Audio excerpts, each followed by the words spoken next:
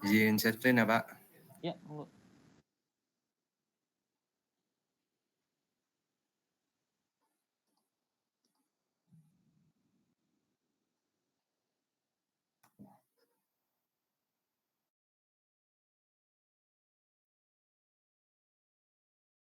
Oke, sebelumnya saya buka. Assalamualaikum warahmatullahi wabarakatuh. Selamat siang semua. Terima kasih kepada teman-teman sekalian yang sudah menyempatkan kehadirannya untuk kami mempresentasikan tentang topik ketiga, yaitu kerusakan jaringan. Saya dari kelas RB yang beranggotakan M. Fadil Ananta Putra, Wangga Firza Ilahi Fasya, Randy Prayoga, Jonathan Gilbert RY, dan Bintang Putra Gunawan. Mungkin kita langsung masuk saja ke materi.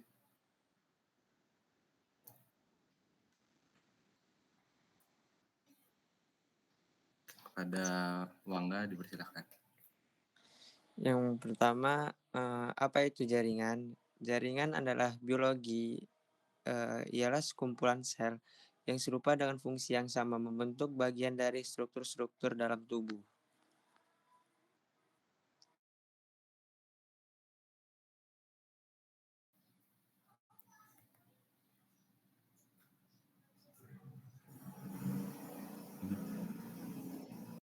Selanjutnya,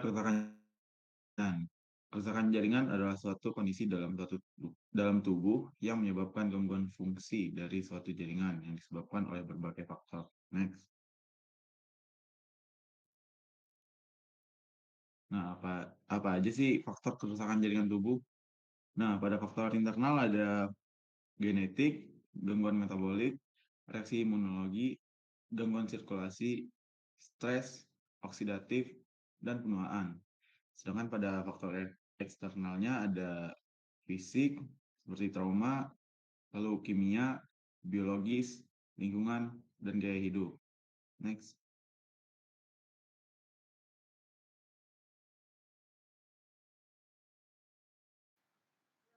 Jenis-jenis kerusakan untuk jaringan. Yang pertama itu ada nekrosis, yang dimana kematian jaringan secara patologis. Lalu ada apostosis, kematian jaringan secara terprogram. Lalu ada atrofi, pengecilan jaringan. Lalu yang terakhir ada degenerasi, perubahan struktur jaringan abnormal. Next. Nah, bentuk kerusakan jaringan. Yang pertama itu ada nekrosis. Itu ada koagulatif, yang dimana jaringan mengeras atau infark. Lalu ada likuefaktif, mencair atau otak, abses. Lalu ada kaseosa, tampak keju lunak atau TB. Ada lemak akibat lipase atau pankreas, trauma lemak. Lalu ada fibronoid, endapan kompleks imun atau pembuluh darah. Lalu yang kedua itu ada apoptosis, kematian sel terprogram tanpa peradangan. Lalu yang ketiga ada atrofi, pengecilan sel atau jaringan akibat kurang nutrisi, penuaan, dan lain-lain. Lalu yang keempat yaitu ada degenerasi, di mana perubahan struktur sel atau hidrofik, lemak, hialin.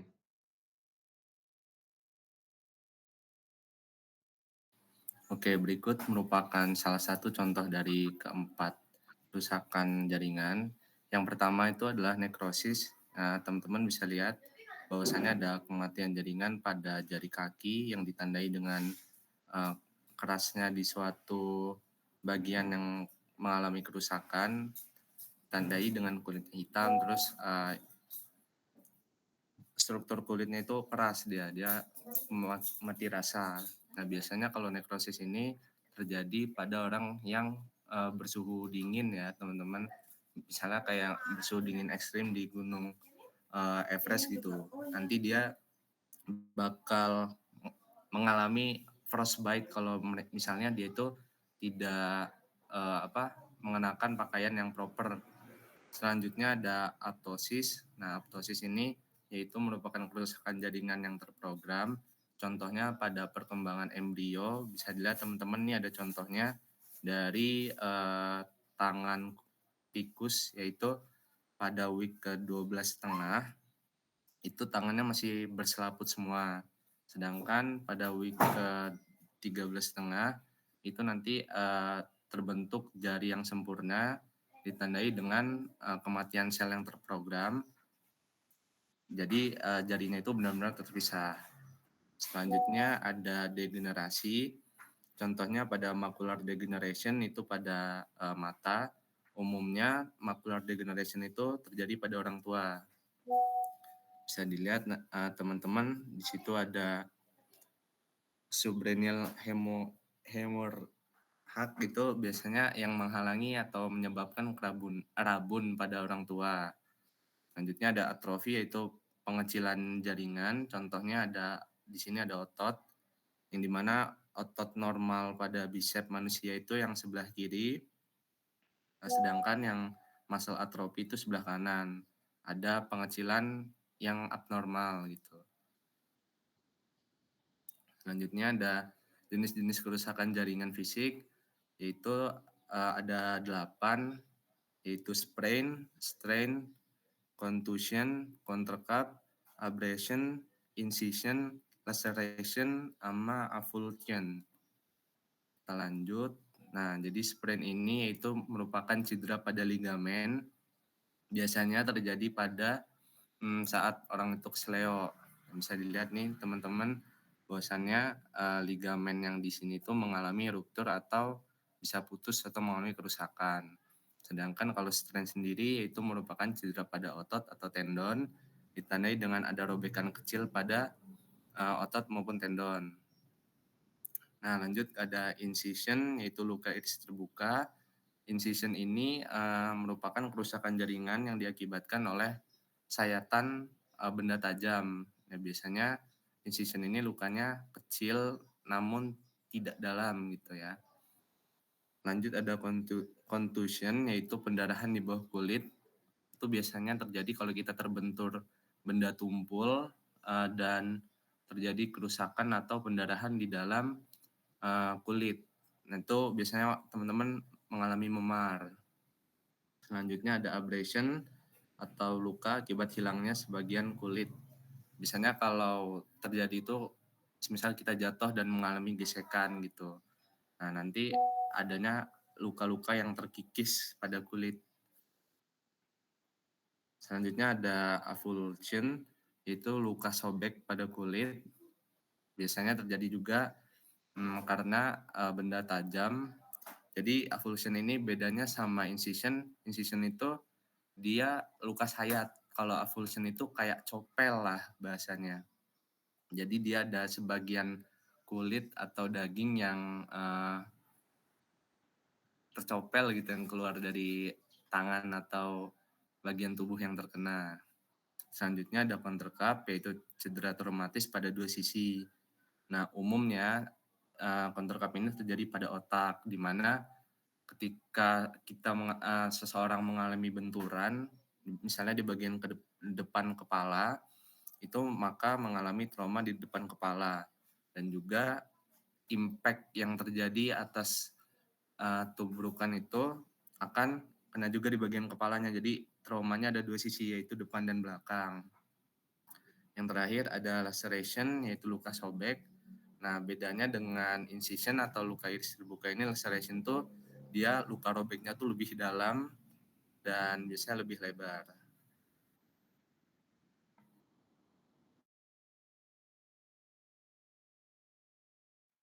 Lalu selanjutnya ada dampak kerusakan jaringan pada tubuh. Yang pertama itu gangguan fungsi organ, yang kedua peradangan, yang ketiga rasa nyeri, yang keempat gangguan regenerasi, yang kelima daya tahan tubuh menurun, dan yang terakhir resiko komplikasi.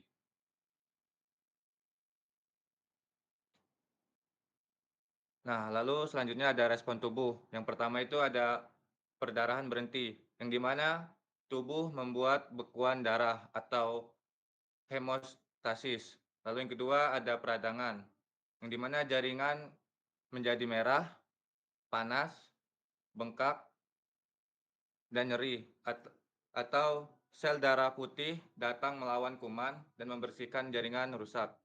Lalu yang ketiga itu ada pembentukan jaringan baru, yang dimana sel dan pembuluh darah baru tubuh untuk menutup luka.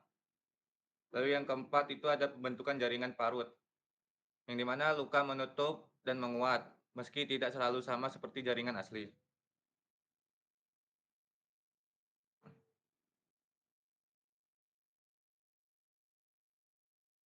Lalu di sini ada pencegahan kerusakan jaringan.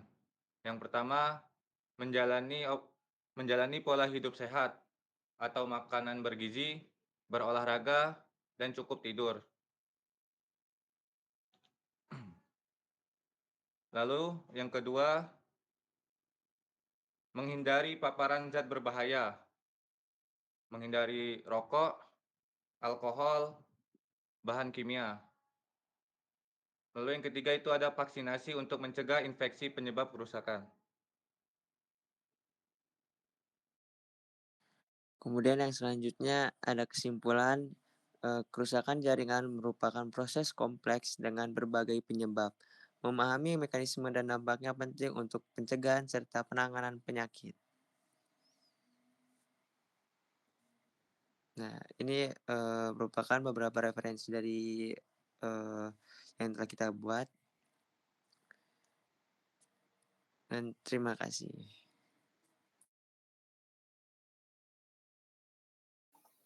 Oke, terima kasih. Ada yang mau tanya nggak tentang kerusakan jaringan?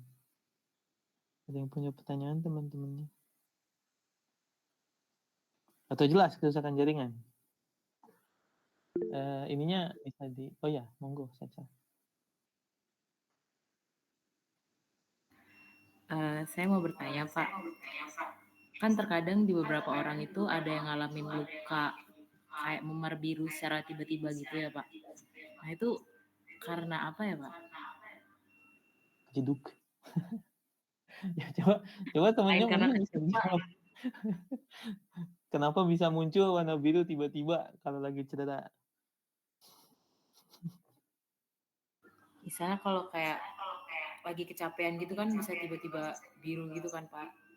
Salah satu anggota tubuh kita. Kadang saya wondering gitu, kok bisa gini? Saya kecapean birunya di mana? Biasanya kalau nggak di tangan, di kaki sih, Pak. Atau nggak di lutut. Oh, kecapean. Oh.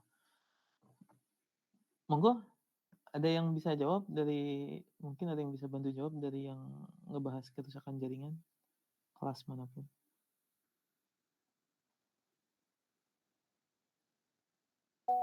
Sebenarnya mungkin izin menjawab ya terkait dengan pertanyaan Sacha, tapi saya mau dari perspektif yang berbeda, yaitu penyebabnya itu bukan secara tiba-tiba atau terkena benda tumpul lah terkait dengan luka memar ini. Jadi kenapa luka memar itu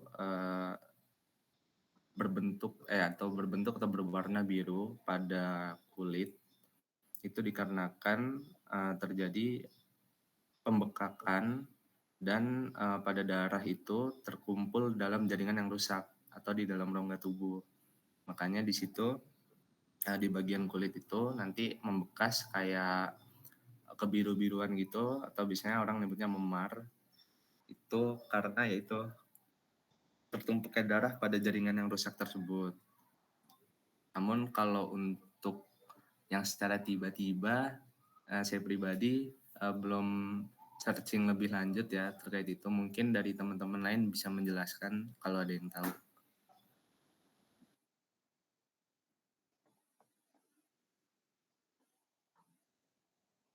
Ada? Tadi Fadil apa? Jadi ininya tadi saya lagi teralihkan.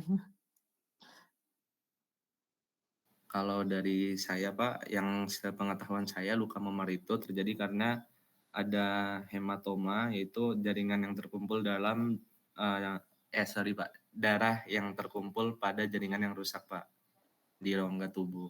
Makanya dia berbentuk atau berwarna biru gitu Pak. Ya, jadi ya hematomanya darah bukan ya jaringan sih, darah kan jaringan tapi ya darah gitu, darahnya beku. Tapi betul memang, makanya tadi saya bilangnya pertamanya kejeduk gitu kan ya.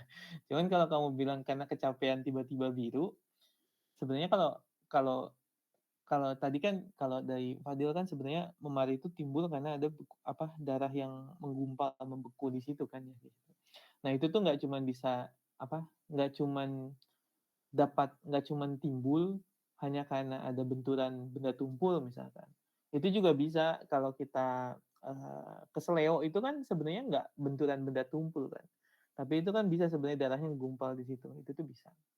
Jadi ya mungkin kalau kamu bilang kecapean di lutut misalkan, saya nggak tahu ya, saya sih nggak pernah gitu. Cuman mungkin mungkin kamunya jalannya berlebihan jadinya ya entah lututnya terlalu banyak gesekan, nggak ngerti saya. Tapi pada intinya warna biru itu menunjukkan adanya ya hematoma tadi, gitu aja sih sebenarnya. Oke Pak, terima kasih Pak Fadil, terima kasih. Oke, ada lagi yang mau nanya? Nggak ada. Tapi gitu emang. Makanya tadi saya bilangnya kejeduk. Nah, jawaban gampangnya kan gitu. Dar, kok nggak mau sih? Ah, ini dia. Oke. Oke, saya ambil alih presentasinya. Oh, salah. Salah, kenapa bukan yang ini? Yang ini dong. Oke, kita masuk dulu tambahan sedikit tentang materinya kalian. Sekalian nanti saya mau tanya juga, kan ini kan materi kalian kan. Biar cukup dalamnya. Jadi betul jaringan itu adalah kumpulan sel. Tentu aja kalian juga udah tahu kan jaringan tuh kalau secara umum tubuh manusia kan jaringan bisa dibagi jadi dua ya. Apa aja?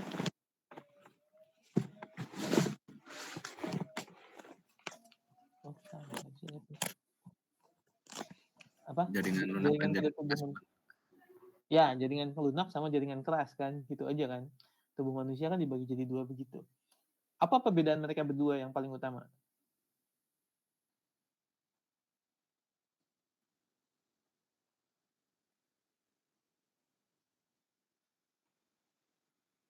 Apa? Dia punya jaringan lunak sama jaringan keras. Perbedaan utamanya apa? Ini ketutupan ya? Apa? Mungkin kalau sepengetahuan simpel saya, kalau jaringan lunak itu mengenai kayak apa yang bersifat elastis gitu Pak. Kalau yang keras dia bersifatnya keras kayak osteon gitu Pak. Iya, kalau kamu bilang elastis artinya kaku kan gitu ya, kan tolak belakang gitu ya. Jadi memang ya perbedaannya itu aja utamanya. Yang satu itu lunak tentu saja, yang satu itu keras kan gitu kan ya. Makanya nanti kalau kalian mengingat ke materi kuliah dari biomaterial misalnya itu kan jelas. Nanti ketika mereka rusak harus gimananya ya balik ke sifatnya seperti apa kan gitu kan. Tapi jaringan tuh gitu, cuma ada dua secara umum. Yang satu lunak, yang satu keras. Di sini dibilang kerusakan jaringan adalah suatu kondisi dalam tubuh yang menyebabkan gangguan fungsi dari suatu jaringan yang disebabkan oleh berbagai faktor. Jadi di sini dia bilangnya harus menyebabkan gangguan fungsi. Jadi kalau fungsinya nggak ada yang terganggu, apa kan gitu kan? Nggak bisa dibilang kerusakan jaringan. Mungkin gitu maksud dari definisi. Tapi faktornya bisa dibagi dua memang. Satu itu faktor internal, satu itu faktor eksternal. Kalau internal itu tentu saja yang berasal dari dirinya sendiri. Eksternal itu ya kayak tadi terbentur benda tumpul atau ya terbentur benda tajam gitu kan yang tadi ada insisi. Bla bla. Oh di sini dibaginya di fisik, trauma tadi yang terbenturan, kimia, biologis, lingkungan, gaya hidup. Oh oke. Okay. Faktor internal, genetik, gangguan metabolik, reaksi imunologi, gangguan sirkulasi, stres oksidasif, dan penuaan. Karena balik lagi ya, kalau balik lagi ke yang tadi, kalau ada gangguan fungsi, maka berarti ada yang rusak kan gitu kan ya. Walaupun mungkin di luarnya nggak kelihatan rusak.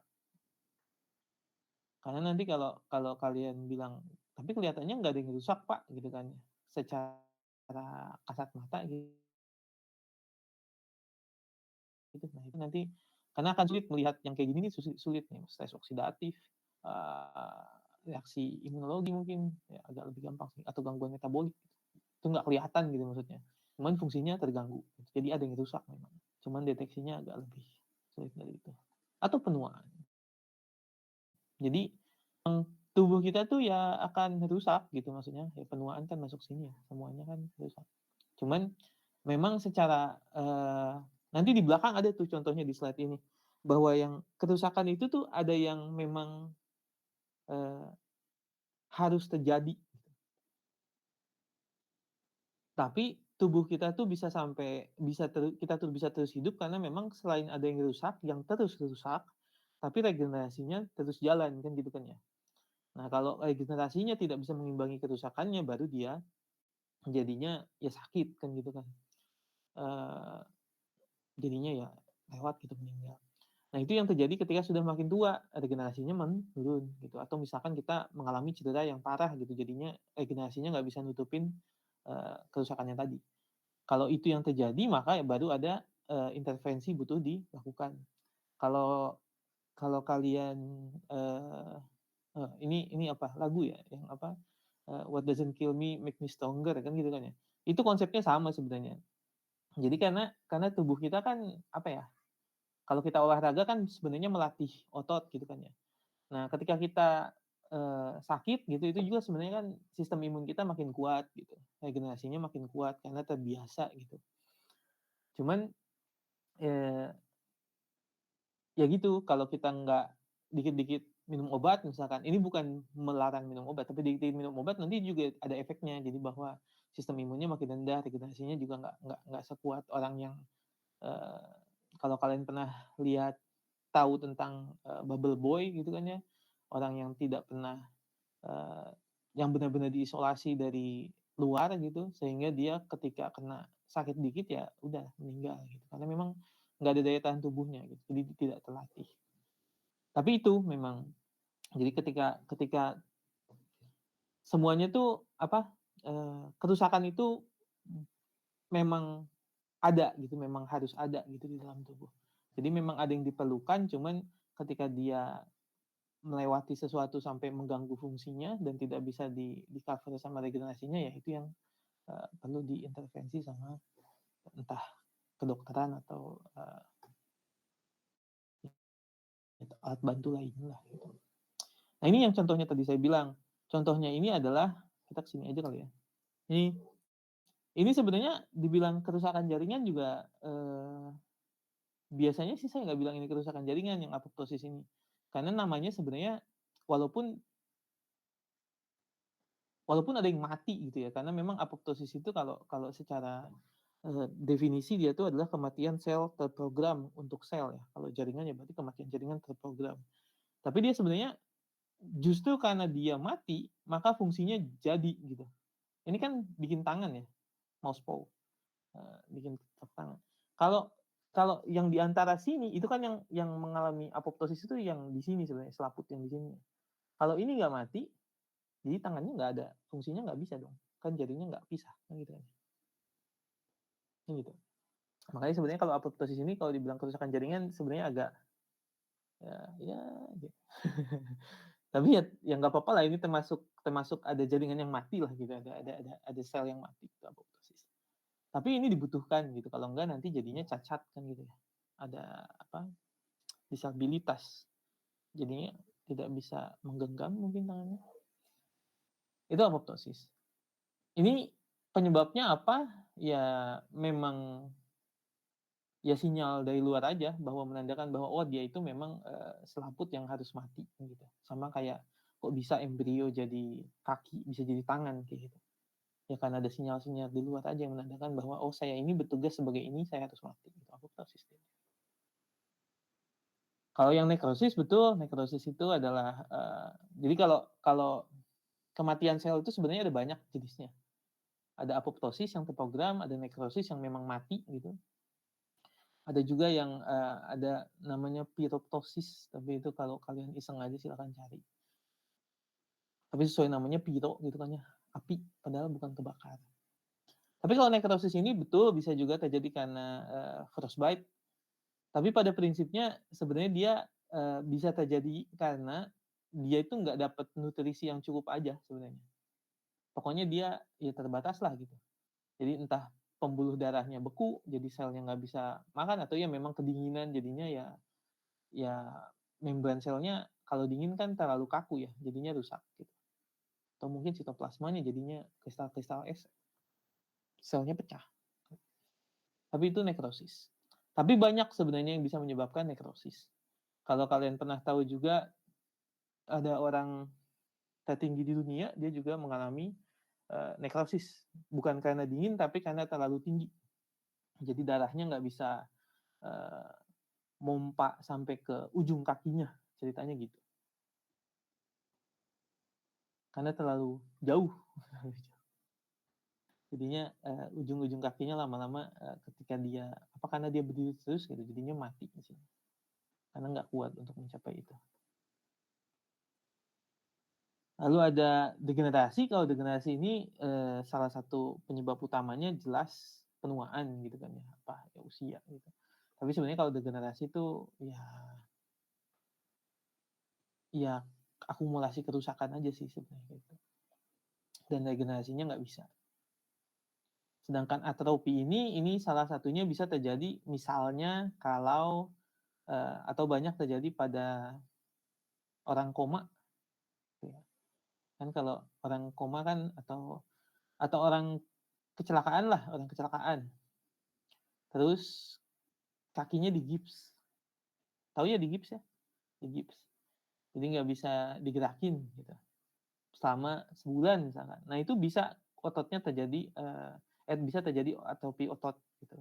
Karena memang ototnya tidak digunakan. Jadi lama-lama dia mengecil, masanya mengecil.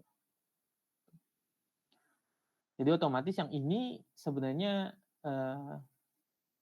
ya dia mati aja gitu. Karena nggak dipakai kan ototnya, udah dia ganti. Tapi nggak ada yang menggantikan dia karena memang nggak ada yang pakai. Tapi nanti ya tinggal dilatih aja gitu. Atau dia juga bisa terjadi karena kondisi lain sih.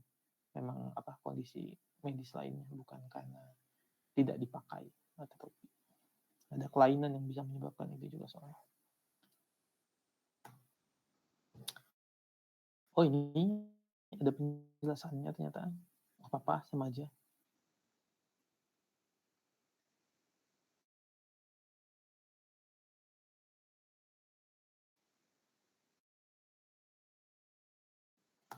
Itu tadi kerusakannya. Nah ini adalah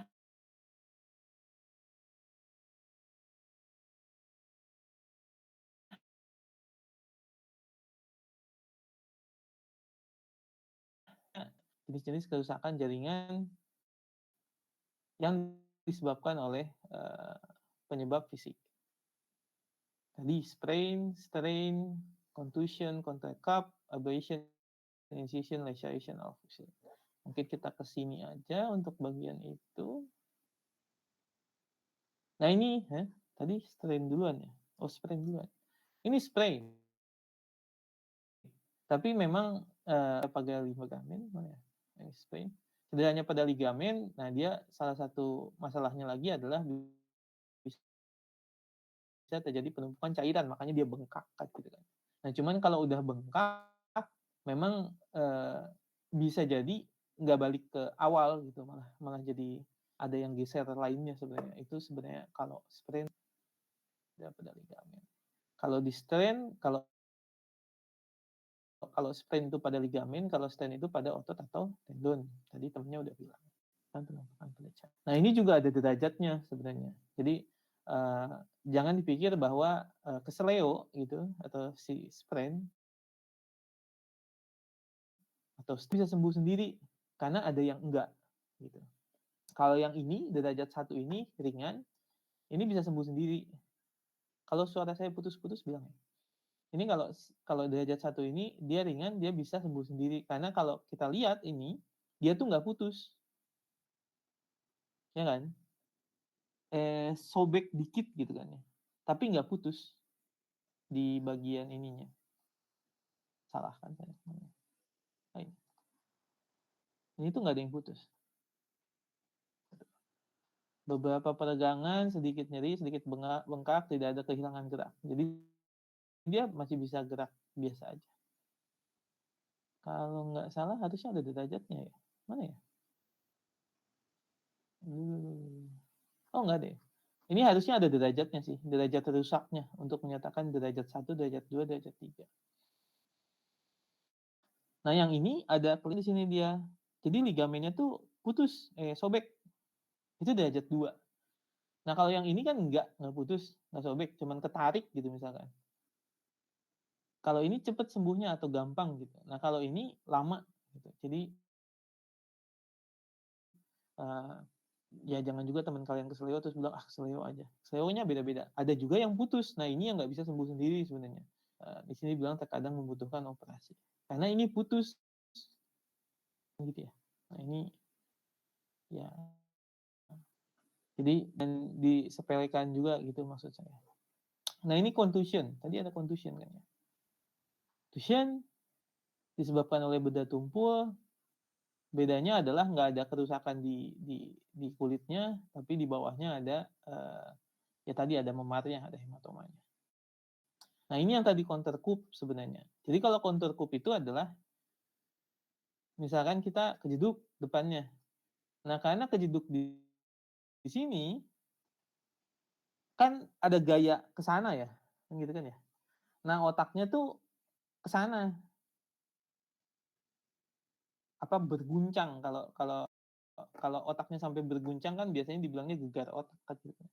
Jadi emang harus kencang impaknya dari depan gayanya, maka otaknya itu akan terguncang lalu dia bergerak ke belakang. Nah, karena itu dia nabrak di belakang. Itu yang counternya gitu. Itulah counter coup gitu. Jadi karena impaknya kencang dari depan, otaknya berguncang ke belakang, lalu dia berbenturan di bagian belakang sama tengkoraknya juga gitu. Secondary impact. Jadi kalau pelan tuh nggak akan ada counter coup gitu. Kalau cuman apa kejeduk misalkan kalian cuman counter coup-nya nggak akan ada gitu kalau pelan. Lalu ada abrasion itu tadi kata temennya hilangnya lapisan kulit. Oh, ini ada kayaknya. Nah, ini udah gampang soalnya ini. Abrasion itu hilangnya sebagian kulit. Luka sobek pada kulit itu avulsion. Jadi bedanya adalah di lapisan yang hilangnya sebenarnya antara mereka berdua. Jadi dari semua luka-luka ini itu poinnya ada beberapa. Yang satu itu adalah ada tidaknya jaringan yang hilang, ada tidaknya atau seberapa besar, ada tidaknya jaringan yang hilang, ada tidaknya ketutup apa enggak lukanya. Sama ini, seberapa besar jaraknya. Gimana ya bilangnya? Ini aja lah. Misalkan ini. Jadi kalau ini antara insisi sama laserasi. Oh, di sini nggak ada insisi. Oh, ada. Bedanya adalah insisi itu kalau kalian pernah lihat film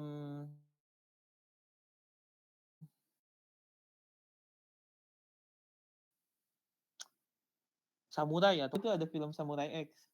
Dia nyobain pedang motong radish yang mana itu. Saya lupa bahasa Indonesianya. Itu gitu, radish. Bahasa Inggrisnya radish kalau nggak salah. Hubungin lagi. Jadi memang kalau irisan itu dia tuh sebenarnya cuman gitu. Jadi kalau kalian rapetin ya cepet nutupnya karena nggak ada yang hilang kan gitu kan ya. Ini kan cuman gini aja gitu. Rapet dia. Ini cepet nih sembuhnya nih. Itu insisi gitu. Walaupun dia luka terbuka ya. Sedangkan kalau laserasi dia tuh lukanya nggak rata.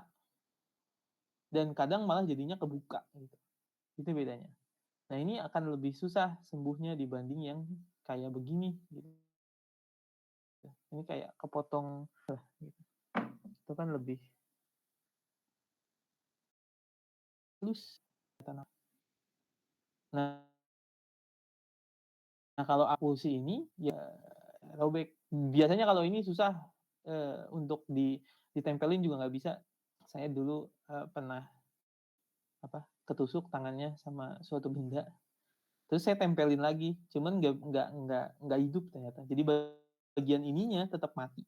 Oh ini kelihatannya. Jadi bagian ininya tetap mati di tangan saya waktu itu, bukan di jari, jadi nggak terlalu kelihatan sih. Jadi kayak kecongkel gitu, terus saya balikin, saya tutup gitu, tapi ternyata tetap mati bagian ininya. Kan kalau insisi dia nggak mati gitu kan ya. Kalau tubuh kita sehat, kalau diabetes beda lagi. Jadi kalau tubuh kita sehat, kalau dia insisi kan dirapetin udah rapet, nggak ada apa-apa gitu. Mungkin cuma di atasnya ada hitam dikit gitu kecil. Tapi kalau ini nggak bisa, biasanya mati. Dan darahnya lebih banyak betul. Tapi itu bedanya. Jadi memang dalam cedera-cedera ini cuman itu aja gitu. Dia memar, dia ada abrasi sedikit. Ini kan yang digantikan berarti cuman kulit bagian luar kan gitu aja. Sedangkan kalau ini ternyata dia sampai ke bagian dermis atau bagian dalamnya lah sampai ke ototnya kena misalkan kayak gitu. Itu harus maka penanganannya beda. Atau ini amputasi. Jadi bisa juga dia putus tapi bisa disambungin asalkan bagian ininya tidak mati. Poin pentingnya adalah bagian ini jaringannya nggak mati. Makanya kadang kan kalau kalian pernah nonton film tentang tangan putus disambungin, biasanya dia dimasukin ke es kan gitu kan ya. Sebenarnya itu gunanya untuk memperlambat metabolisme dari si selnya. Karena kalau metabolisme jalan terus kan dia butuh energi, dia butuh nutrisi. Sementara pembuluh darahnya nggak ada kan. Kalau nggak ada kan berarti dia mati kan gitu kan ya. Nggak ada nutrisi, dia mau ngapain? Mati kan gitu. Cuman kalau didinginin, dia jadi lebih lambat metabolismenya. Makanya dia lebih preserve. Itu sebenarnya konsep preservasi dengan suhu dingin tuh gitu. Makanya dia didinginin, ya harapannya ini nggak mati. Kalau udah mati nggak bisa dipapain. Baru habis itu disambung. Di amputasi itu bagian tubuhnya terputus seluruhnya. Tapi sekarang udah lebih. Di sini nggak ada amputasi. Sekarang udah lebih maju. Itu kerusakan pada jaringan lunak. Jaringan kerasnya nggak ada. Jaringan kerasnya nggak ada. Tapi kalau jaringan keras tuh kurang lebih sama aja. Bedanya ya satunya lunak, satunya keras. Nah ini cedera pada tulang, pada jaringan keras. Tapi cederanya bentuknya ini posisi dislokasi gitu kan ya. Jadi harusnya lurus nggak lurus. Jadi ya tinggal dilurusin kan gitu kan ya. Cuman cara lurusinnya gimana? Merubah bentuk menimbulkan rasa sakit, tidak mudah untuk dipindahkan. Cuman memang kalau ini dibiarkan, maka tadi karena kan ini mempengaruhi ada pembuluh darah di sini, ada saraf di sini. Dan di sini kalau dia begini pembuluh darahnya sobek misalkan ya di sini jadi bisa pendarahan gitu. Atau dia karena ketarik bengkok gitu. Nah, itu juga bisa jadi gumpal gitu darahnya. Jadi biru gitu. Kalau biru dia ada pecah sedikit pembuluh darahnya. Tapi balik lagi. Lalu ada juga fraktur. Kalau dia ada retaknya. Gitu. Fraktur itu ada macam-macam, nggak cuma satu. Gitu. Sama kayak tadi luka ada macam-macam, insisi itu kan semua luka yang gitu kan ya. Nah, ini ada fraktur. Fraktur itu ada avulsi. Ini avulsi. Diketarik sampai akhirnya dia dislokasi. Ada juga fraktur yang disebabkan oleh stres. Jadi kalau kalian pernah loncat gitu kan ya, terus tiba-tiba nggak pernah loncat tapi terus loncat atau udah loncat dari tempat tinggi terus nanti kerasa sakit gitu di bagian sini gitu atau di bagian sininya, itu biasanya karena ada retaknya sedikit walaupun nggak kelihatan gitu. Atau walaupun ketika dipegang tuh sebenarnya normal-normal aja kakinya, tapi bisa tulangnya tuh retak sedikit, tapi itu sakit. cannot be view on X-ray. Jadi memang nggak kelihatan gitu, tipis banget gitu letaknya. Nah ini nih contohnya. Ini kan kecil ya letaknya.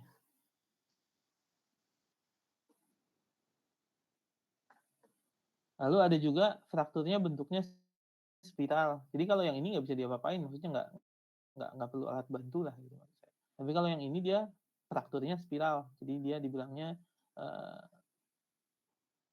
ya membentuk spiral. Gitu. Contohnya oleh inline skating, pokoknya yang membutuhkan badannya itu ketika dia membutuhkan atau gerakan yang membutuhkan putaran lah, itu yang menyebabkan ini bisa terjadi. Jadi kayak kita keputar tulangnya. Nah ini contohnya apa yang istilahnya saya lupa lagi istilahnya ini apa. Pokoknya dia kalau bahasa Indonesianya kan kegocek gitu ya, gocek. Tapi gitulah. Atau bisa juga fraktur itu longitudinal. Ini contohnya. Biasanya karena ini impact benturan. Jadi impactnya sangat kencang, jadi dia rusaknya tuh gitu. Jadi dia sepanjang atau selaras sama si tulangnya gitu. Kalau ini kan enggak ya. Ini kan dia memutar gitu spiral. Atau ada juga fraktur yang bentuknya itu kompresi. Jadi karena ketekan. Contohnya misalkan kalau kalian jatuh terduduk gitu. Itu nanti bisa ketekan. Jadi ketika jatuh terduduk kan ini neken ke bawah, benturan dari duduknya itu neken ke atas. Akhirnya tengahnya terkompresi. Di sini bisa jadi fraktur. Terjadi ketika ada dua gaya yang berlawanan arah. Gitu kan ya. Atau nih misalkan, oh ya ini kan seorang atlet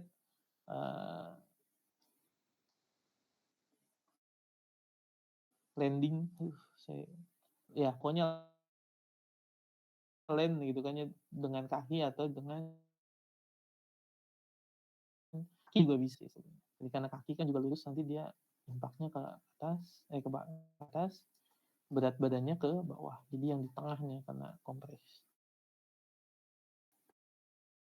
Bisa menyebabkan fraktur. Otomatis makanya ya kalau atlet kan latihan dia supaya tulangnya juga kuat sama ya dia juga postur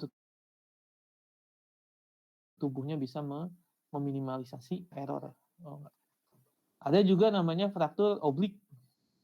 Jadi kalau yang tadi kalau spiral itu dia bentuknya spiral, kalau oblik ini dia miring aja, diagonal lain. Takes longer to heal. Ya kalau dia pada weight bearing, kalau yang bukan untuk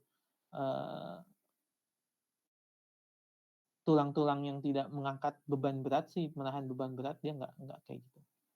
Karena diagonal dia mudah untuk bergeser sebenarnya. Geser dikit ke samping gitu, geser dikit ke sana. Makanya sebenarnya kalau kayak gini ya butuh ada topangnya supaya biasanya dari dua arah kalau nggak salah supaya nggak gerak.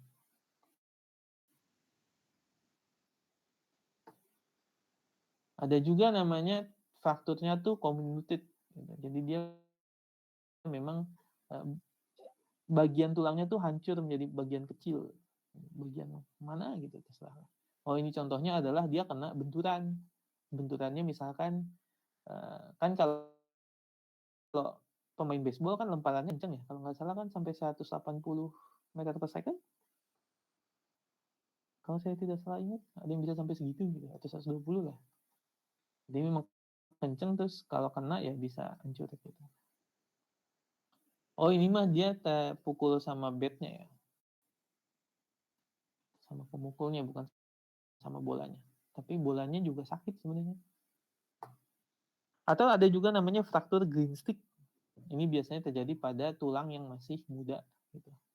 Karena ketika masih remaja tulangnya masih tidak sematang orang dewasa gitu, tidak sekeras itu. Karena kan dia masih butuh proses pematangan, terutama di bagian ujung sini.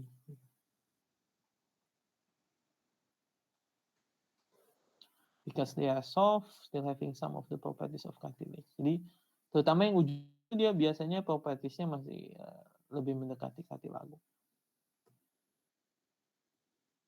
Ada juga bentuknya transverse, perpendicular to the bone. Jadi ini tulang, perpendicular.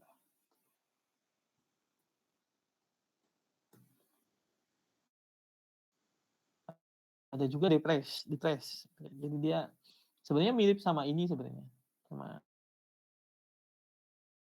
ini nih, sama si comminutura kecil. Kalau yang ini enggak, dia cuma jadi masuk aja gitu tulangnya.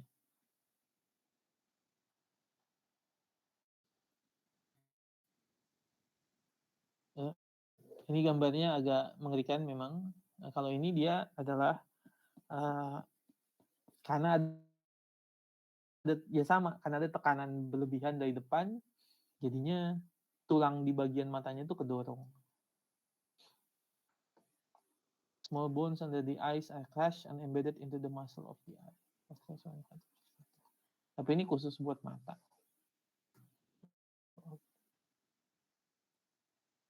Ada juga fraktur yang ya disebabkan oleh tulangnya gitu kan, apa dia memang kena ada tumor di tulangnya atau memang ya memang tulangnya lemah aja gitu, maksudnya tidak normal lah kekuatannya. Improper eating improper nutrition, eating disorder, tulangnya lemah jadi sedikit benturan dia udah fraktur gitu. Ya walaupun bentuk frakturnya bisa bentuk fraktur ini misalkan oblik gitu, misalkan bisa aja, atau comminuted gitu. Cuman penyebab utamanya ya sebenarnya pathological gitu, memang tulangnya tidak sekuat umumnya. Ada juga fraktur epifisil, ini terjadinya pada bagian tulang epifisis.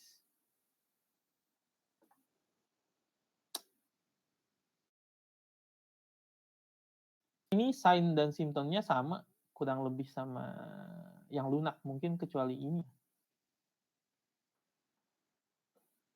Ya. Apalagi tuh. Ini respon tubuhnya kurang lebih, ini dampaknya kurang lebih sama, gitu kan ya. Ini respon tubuhnya, tapi ini nanti mungkin lebih ke perbaikan jaringan, karena harusnya ada perbaikan jaringan alaminya, harusnya ada tahapan ini. Nah ini kita pencegahannya dulu lah. Tadi saya dengerin ini tuh saya gini. Menjalani pola hidup sehat. Coba kalau ini saya menginikan aja, menyambungkan pola pikir, karena ada orang yang bilang gini, kan kayak tadi gitu. Comminuted itu tadi, si cedera comminuted itu terjadi karena tadi saya bilang kena bola baseball, atau di contohnya di slide-nya tadi kalau dia kena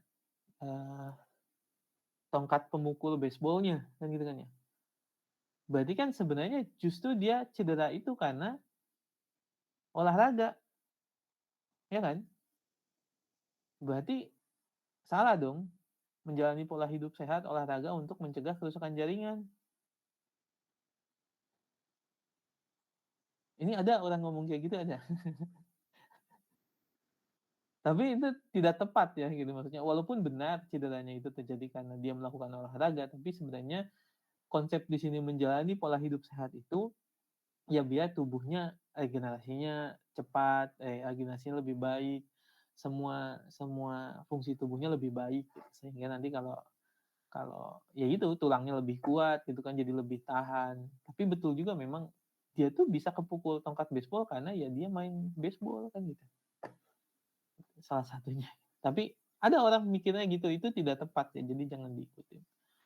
Itu sama kayak bilang yang ngapain makan, toh nanti juga lapar gitu kan.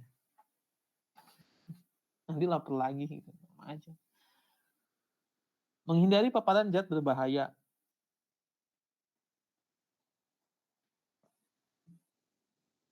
Emang kalau rokok bisa menyebabkan cedera apa?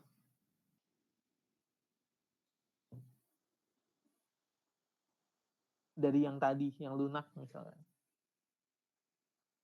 Ada yang mau kasih contoh?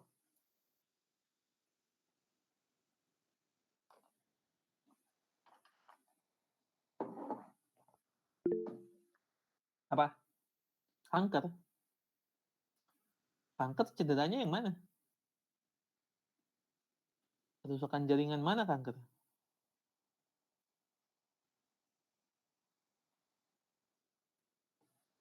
Jadi kerusakan jaringannya apa? Jadi kalau kanker itu yang mana kanker?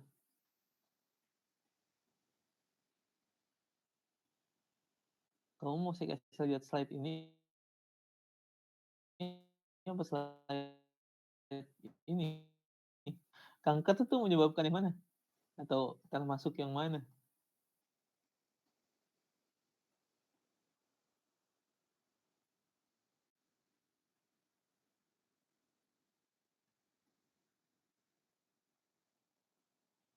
Emang kanker tuh emang menyebabkan apa sih?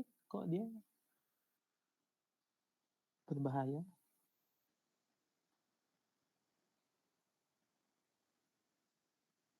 Ada yang tahu nggak?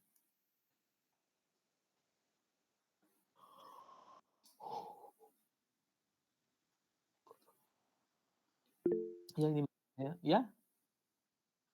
Apa? Izin menjawab Pak, kenapa kanker berbahaya bagi tubuh itu karena kanker itu bertumbuh dengan tidak terkendali Pak, tidak sesuai dengan posisi yang seharusnya ada. Semisal kanker kulit, seharusnya kulitnya itu hanya bertumbuh untuk menutupi bagian luar saja, tetapi ini sampai mengelupas Pak, karena setelah mengelupas itu tumbuh lagi. Begitu Pak, kalau menurut saya. Jadi sebenarnya paling gampangnya ya kalau saya kasih gambar ini deh.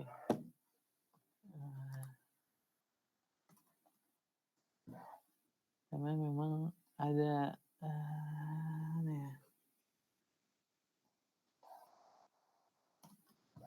Dulu tuh ada gambarnya. Nah ini misalkan. Jadi ya kalau kita mau bilang dia merusak, dia tuh juga memang bisa, dia tuh bisa dimasukkan ke dalam, dia tuh bisa menyebabkan si faktor internal ini juga bisa. Tapi sebenarnya kalau kita mau bikin dia terlibat atau apa sih istilahnya? Bisa menyebabkan kerusakan jaringan jenis ini juga bisa gitu. Bukan yang ini sih. Tapi seenggaknya dia bisa menyebabkan ini lah. Bisa menyebabkan dampaknya.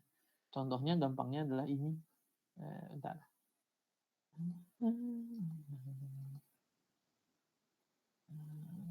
Ini saya ngasih lihat aja.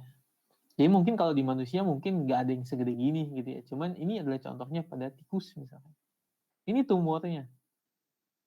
Yang sebelah kiri itu di bawah telinganya itu tumor segede gitu. Nah jadi dengan adanya tumor ini dia tuh udah ya gerakannya udah terganggu. Gerakannya udah terganggu, dia udah susah jalan kan gitu kan. Otomatis ini ya dia nutrisinya banyak buat ini kan gitu kan. Karena dia butuh nutrisi untuk tumbuh kan si tumornya ini. Jadi nanti nutrisi yang dimakan sama si tikusnya buat kesini semua. Nggak semua sih, cuman banyak dipakai. Tapi ya gitu, dia tuh kerusakan jaringan betul, dia tidak terkendali, ya karena tidak terkendali dia bisa mengganggu fungsi-fungsi tubuh lainnya. Kan tadi kan gitu ya, kerusakan jaringan itu kalau dia menyebabkan gangguan atau hilangnya atau gangguan fungsi pada suatu jaringan. Ini kan dia menyebabkan gangguan fungsi jaringan. Bahkan secara lebih luasnya dia mengganggu motorik tubuhnya. Udah banyak kan berarti kan jaringan yang terganggu atau organnya. Tapi sekarang sebenarnya udah nggak boleh kayak gitu, atau itu batasnya ya, karena kalau untuk studi hewan tuh nanti ada namanya human endpoint, nggak boleh lukanya tuh sangat-sangat atau tumornya tuh nggak boleh sangat-sangat besar sampai tikusnya sangat menderita, itu sekarang udah nggak boleh. Jadi namanya human endpoint. Jadi kalau udah sebesar itu dia harus diterminasi. Terus ada alkohol, bahan kimia. Jadi bahan kimia ini juga bisa ya mengakibatkan gangguan pada sini kali ya. Ini dia bisa keganggu semua nih sama bahan kimia, genetik bisa, metabolik bisa, reaksi imunologi bisa keganggu. Gitu. Walaupun itu faktornya eksternal ya, tapi jadinya bedanya ke situ, ganggunya ke situ, nanti fungsi tubuhnya ada yang rusak, ada yang terganggu.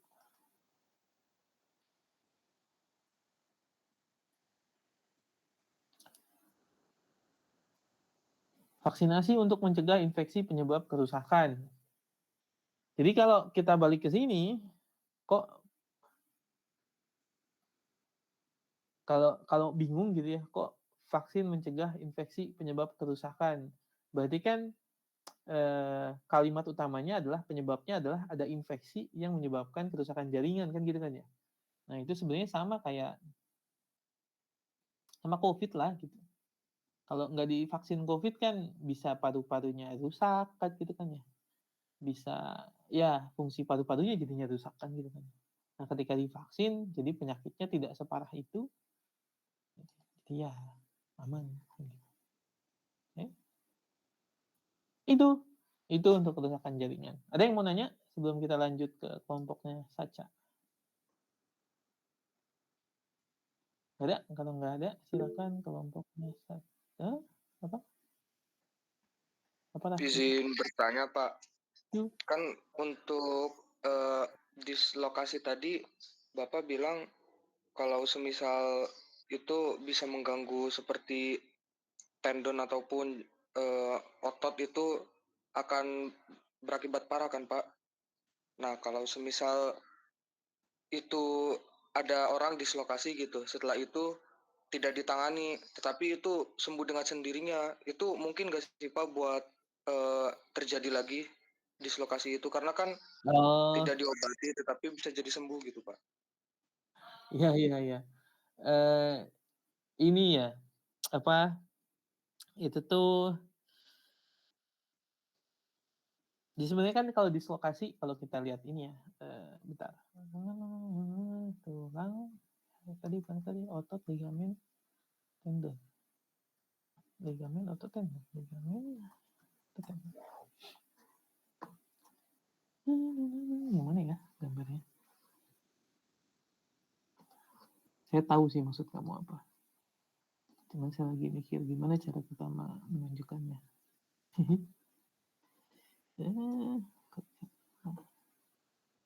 Ya, jadi misalkan ini. Jadi yang saya tangkap karena saya tuh dulu pernah, saya nggak tahu saya dengan itu dari mana. Cuman memang kalau kita tuh dislokasi gitu kan ya, dislokasi itu kan berarti kan si tulangnya berpindah posisi kan gitu kan ya. Nah sebenarnya kalau dibilang tulangnya berpindah posisi, maka efeknya adalah yang ini tuh terganggu semua nih. Ada ligamennya, ada tendonnya, ada ototnya kan gitu kan ya. Nggak mesti semuanya terganggu, nggak mesti semuanya rusak. Cuman memang kalau dislokasi itu pasti ada yang terpengaruh gitu. Nah kalau dibilang dia balik lagi, dia bisa balik lagi. Tapi kalau dari pertanyaan kamu kan, apakah ada resiko dia tuh lebih rentan terjadi lagi? Itu bisa terjadi kalau memang ininya yang entah dianya jadinya lemah atau memang udah ya lebih tidak bagus aja gitu si tendonnya. Karena kan mereka yang memang menjaga posisi mereka di sini tuh itu gitu. Si tendon sama si ligamen ini. Jadi kalau ligamennya udah apa ya? Ada kok ligamen apa ya namanya? Ligamen lemah. Jadi ligamennya tuh bisa lemah gitu.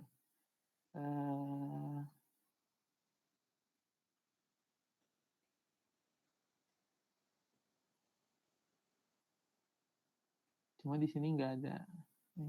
Jadi dia lebih gampang untuk geser itu bisa gitu sebenarnya.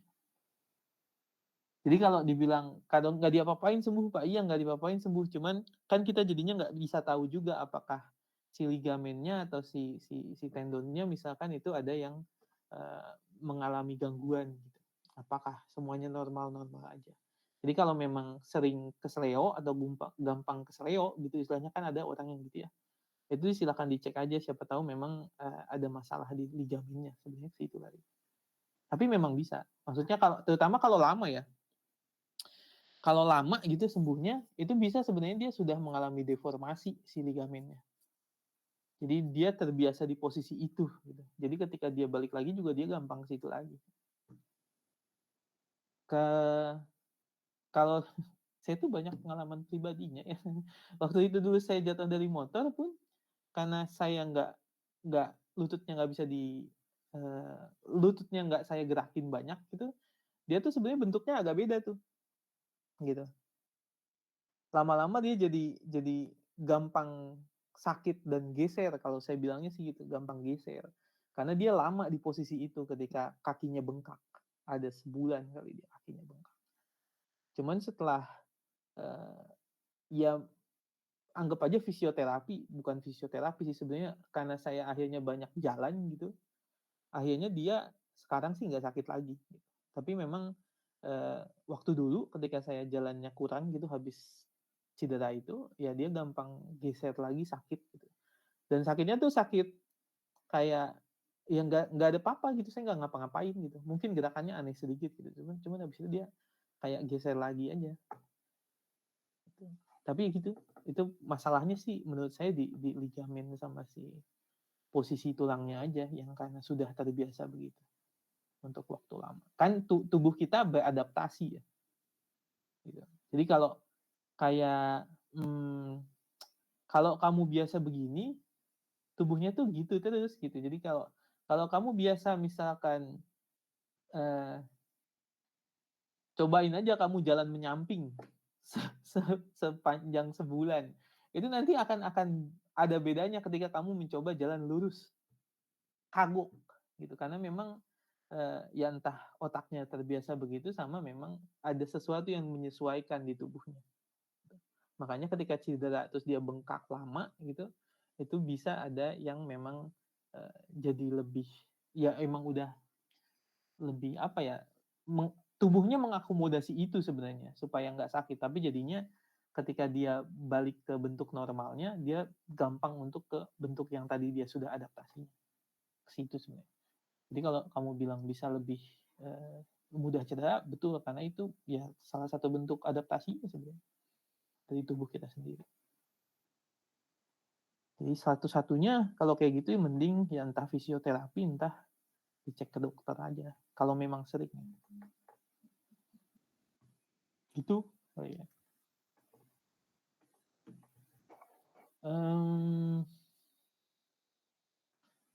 Saya tuh mau ngambil contoh adaptasi tapi bingung adaptasi apa ya.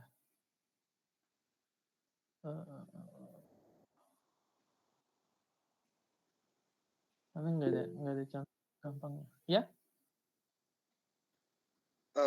Izin Pak, berarti kalau ketika kita itu sudah ada pernah seperti itu kan jadi gampang Pak, udah pernah cedera itu. Nah berarti kalau disembuhkan kan itu udah lama ya Pak lukanya. Kalau disembuhin setelah ya katakanlah sudah lama sekitar sebulan 2 bulan setelah kejadian itu masih mungkin nggak Pak biar posisinya itu nggak dislok lagi gitu Pak, karena kan kata Bapak kalau udah pernah kecelakaan itu nanti gampang lagi kena disloknya gitu Pak. Ya sebenarnya gini. Ketika cedera balik lagi ligamennya rusaknya gimana? Kalau kita ngomong dislokasi ya, awal rusaknya tuh seberapa? Rusaknya parah apa enggak gitu. Kalau dia sobek gitu kan ligamennya sobek, maka kan ya otomatis dia akan terus gampang dislokasi kan gitu kan ya.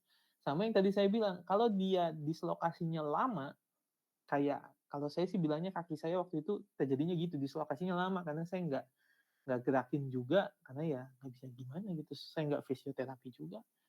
Tapi gitu, kalau dislokasinya lama-lama tuh tubuhnya menyesuaikan gitu.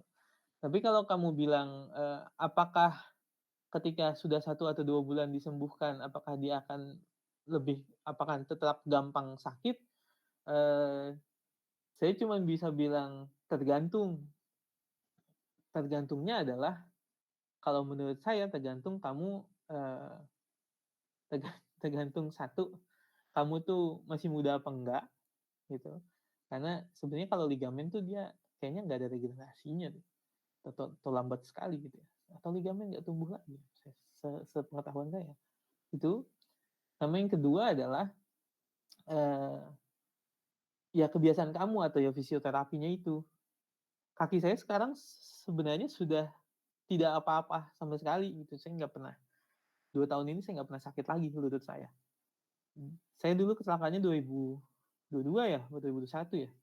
Itu sampai 2023, jadi setahun itu di sebulan tuh bengkak gitu kurang lebih. Nah setahun itu tuh beberapa kali tuh sakit terus di lututnya. Nggak ada apa-apa, nggak kenapa-napa. Kadang bengkak, kadang enggak gitu. Cuman sekarang 2 tahun ini udah nggak apa-apa. Tapi itu karena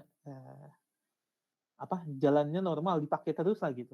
Pakainya normal terus ya lama-lama intensitas. Kayak fisioterapi lah anggapnya gitu. Tapi fisioterapinya jadi mandiri gitu aja gitu. Lari pelan-pelan tambah kenceng kan lama-lama dia terlatih ya gitu ya. Dan mungkin ototnya gitu lama-lama ada otot yang membantu menjaga posisinya dia tetap di situ gitu. Di situ. Tapi apakah dia akan tetap begitu apa enggak? Tergantung sebenarnya. Tergantung kerusakannya tuh kayak gimana di awal. Karena kan nggak sama semua ya. Bisa kesleo tuh bisa nggak ada rusak apa-apa.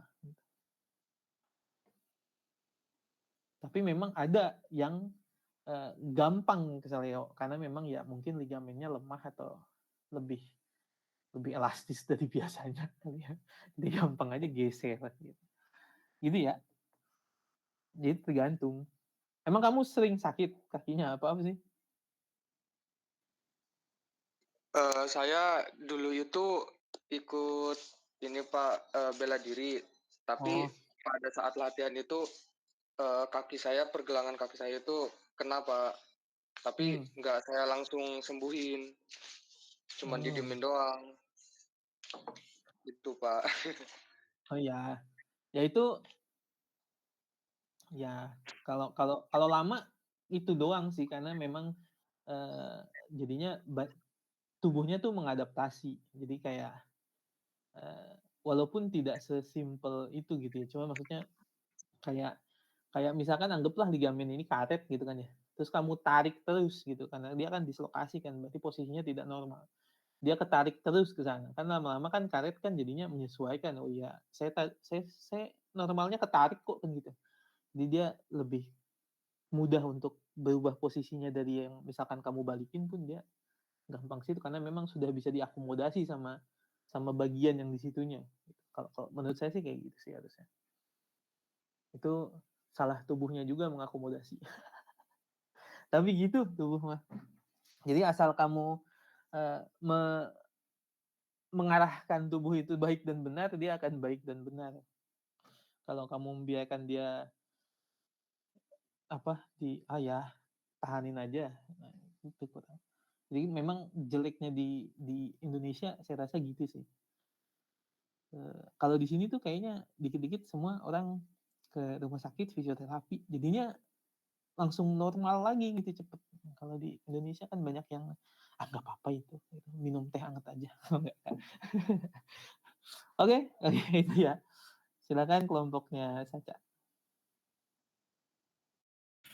Baik Pak, saya izin share screen ya Pak.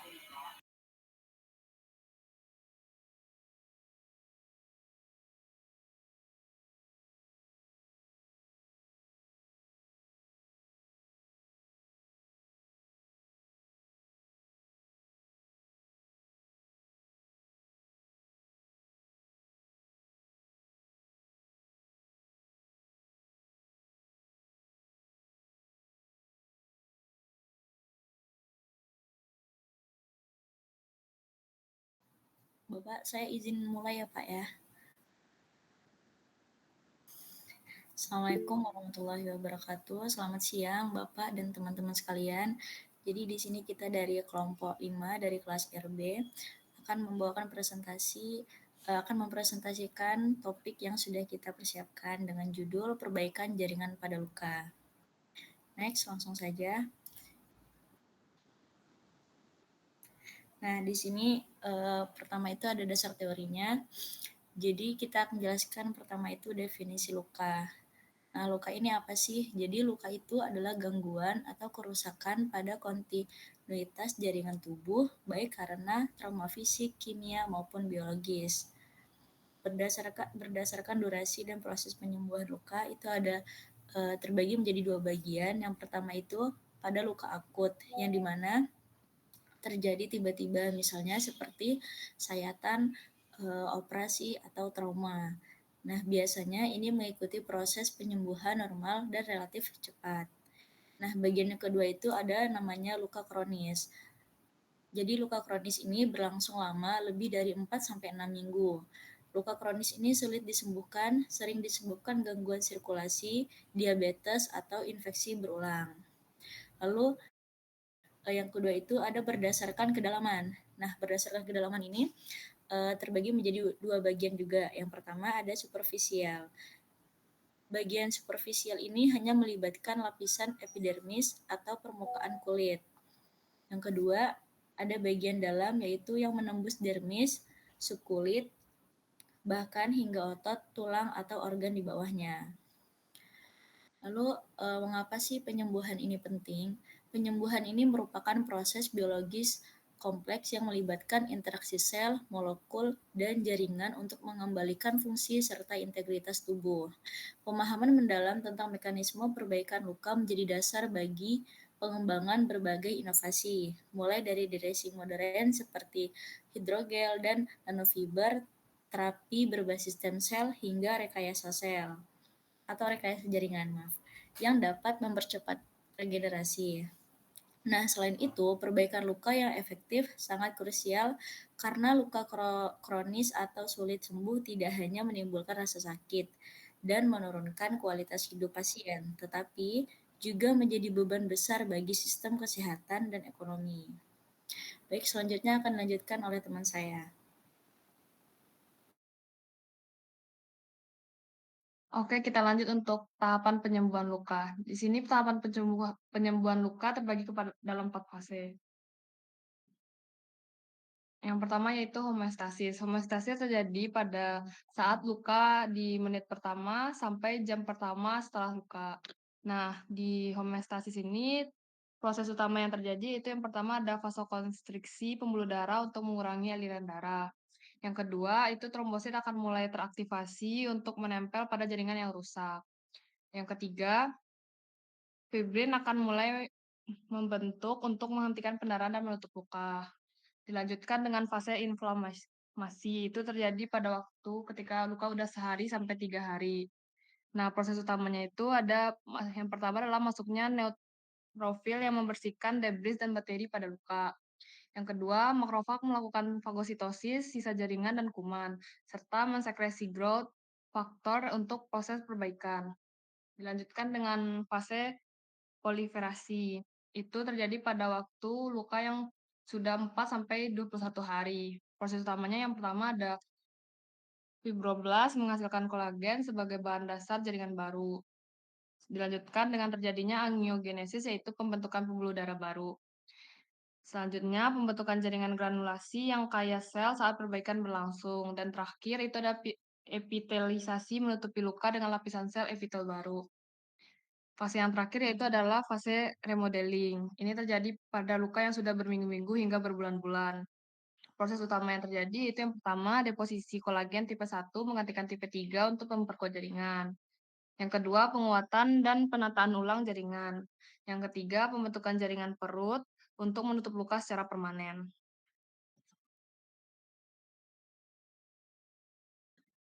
Baik, selanjutnya untuk faktor yang mempengaruhi penyembuhan luka pada jaringan itu, di sini saya bikin ada 5 poin. Yang pertama itu faktor usia, di mana semakin bertambahnya usia, perubahan hormon dan juga efek photoaging ini membuat kulit kita semakin kering dan juga tipis. Selain membuat kulit menjadi lebih rentan terhadap cedera, faktor usia ini juga dapat memperlambat proses penyembuhan secara signifikan. Lalu selanjutnya faktor yang kedua yaitu berat badan berlebih, di mana adanya kelebihan berat badan ini memberikan tekanan yang lebih besar pada luka, sehingga dapat mengurangi jumlah nutrisi dan oksigen yang diterima untuk mempercepat proses penyembuhan. Lalu yang ketiga ada penyakit kronis. Penyakit kronis itu contohnya kayak diabetes. Penyakit kronis ini mampu memperlambat proses penyembuhan karena dapat mengganggu satu atau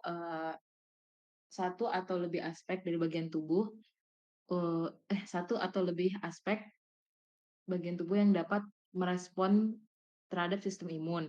Lalu selanjutnya ada nutrisi yang buruk, di mana kurangnya kebutuhan nutrisi yang optimal ini akan membuat proses penyembuhan tertunda. Hal ini dapat menyebabkan luka kronis atau cedera membutuhkan waktu yang cukup lama untuk dapat sembuh secara sepenuhnya atau kayak balik ke keadaan awal. Lalu selanjutnya yang terakhir, poin yang terakhir yaitu kebiasaan yang tidak sehat. Kebiasaan tidak sehat ini seperti merokok dan juga minum alkohol dapat menghambat penyembuhan luka karena adanya penekanan pada respons peradangan tubuh ini membatasi aliran darah, oksigen, nutrisi dan juga sel reparatif pada area yang terluka. Selanjutnya yaitu pendekatan Rexel dalam perbaikan luka. Sebelumnya, rekayasa sel sendiri adalah atau cell engineering adalah bagian dari tissue engineering dan regenerative medicine yang berfokus pada manipulasi sel untuk mempercepat dan meningkatkan proses penyembuhan. Contoh pendekatannya yaitu sebagai berikut. Poin pertama itu terdapat stem cell terapi, yaitu contohnya penggunaan mesenchymal stem cells atau MSC dari sumsum tulang, jaringan lemak, atau tali pusat untuk merangsang regenerasi jaringan dan mengurangi inflamasi. Kemudian poin kedua ada keratinosit atau fibroblast culture yang digunakan dalam skin graft buatan untuk memperbaiki luka bakar luas. Untuk poin pertama dan kedua ini adalah contoh dari terapi sel atau sel terapi. Kemudian poin ketiga, terdapat kombinasi sel, scaffold atau kerangka biomaterial dan faktor pertumbuhan. Poin keempat, yaitu scaffold, misalnya kolagen, gelatin, dan hidrogel yang mendukung pengelekatan dan proliferasi sel. Untuk poin ketiga dan keempat ini, termasuk dari contoh rekayasa jaringan atau tissue engineering. Kemudian terdapat poin 5, yaitu modifikasi genetik sel, yaitu sel dapat direkayasa untuk mengekspresikan faktor pertumbuhan tertentu. Misalnya VEGF untuk angiogenesis atau PDGF untuk fibroblast. Kemudian poin 6 ada eksosom dan sekretom dari sel, dan poin 7 ada bioprinting 3D berbasis sel. Contoh dari bioprinting 3D berbasis sel ini adalah menggunakan sel pasien sendiri ditambahkan dengan biomaterial untuk membuat jaringan kulit yang dapat ditanamkan ke luka.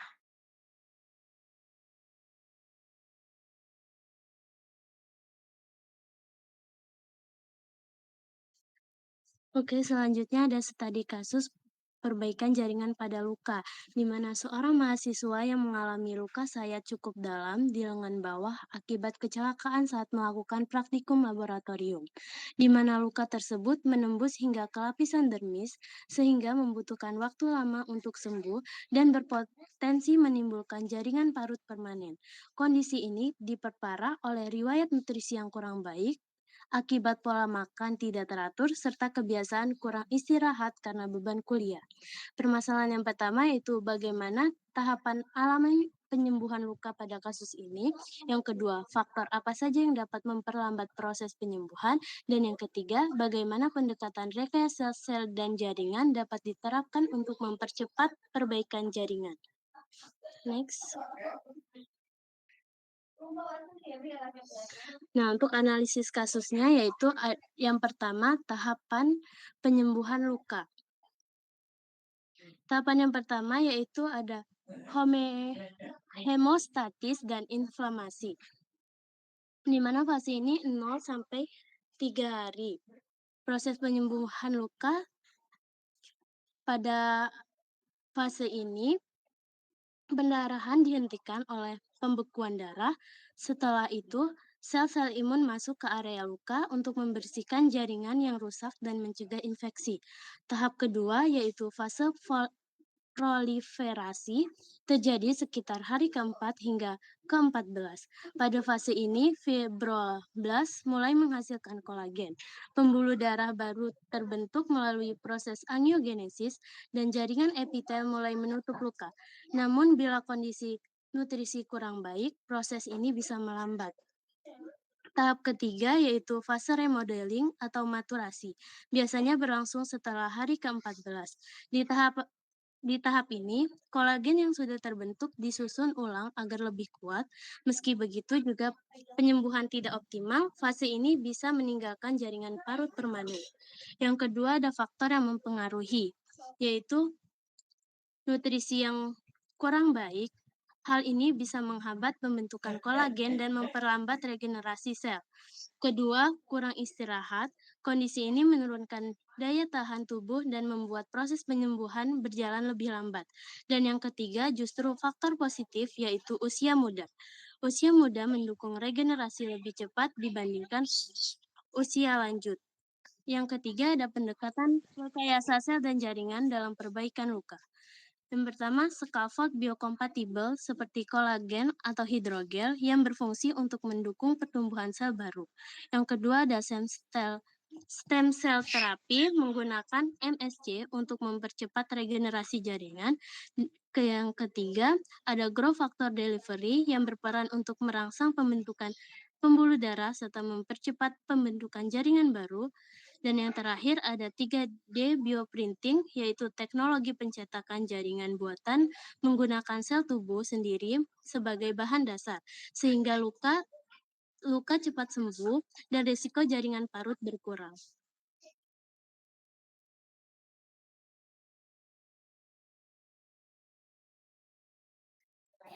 Baik, terima kasih kepada teman-teman yang sudah menjelaskan. Selanjutnya yang ingin bertanya dipersilahkan.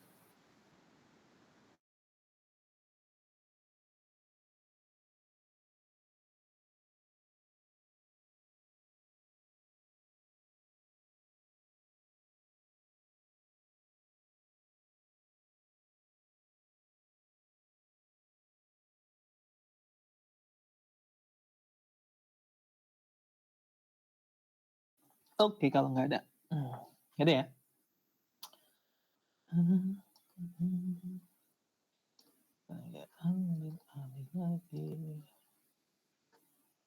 Ya, tapi kalau memang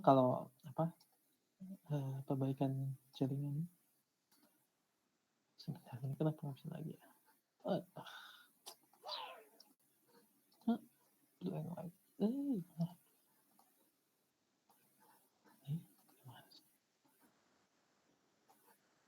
Oke.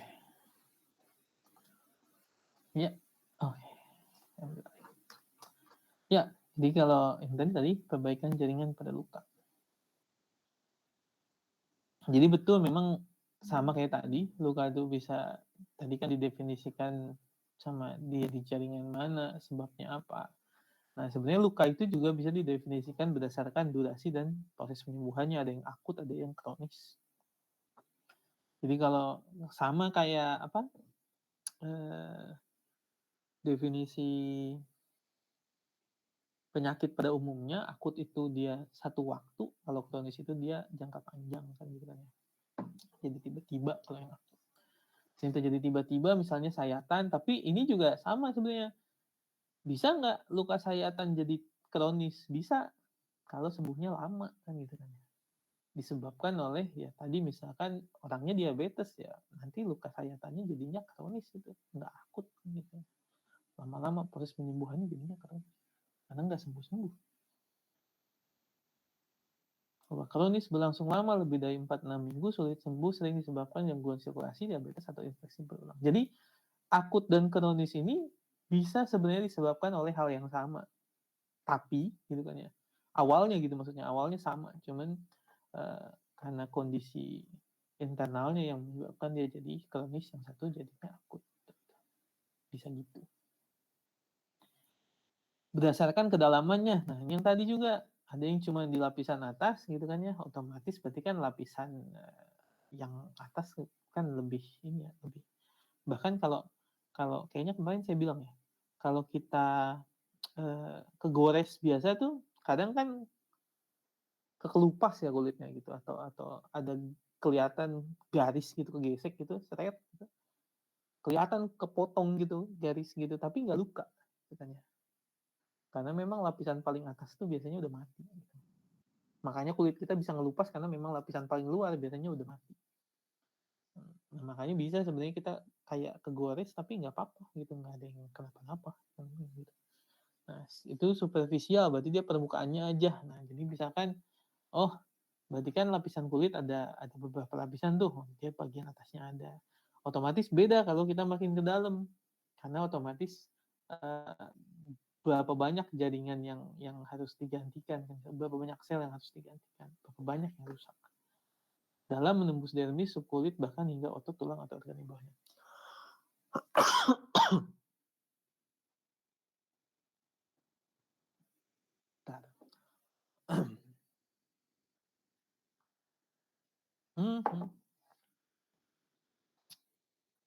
Mengapa penyembuhan itu penting?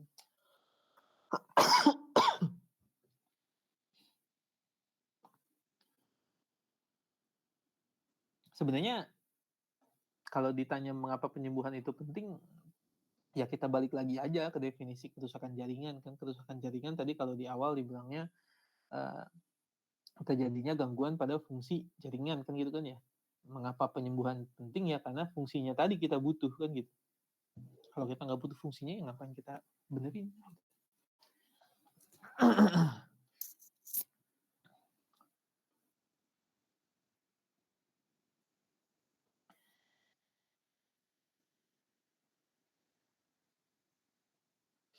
Nah ini tahapan penyembuhan luka. Ini sama ya mau dia jaringan lunak, jaringan keras. Semuanya tahap penyembuhan luka tuh gini. Secara umum ada hemostasisnya, ada inflamasinya, lalu ada proliferasi, ada remodeling. Jadi pasti yang pertama itu ada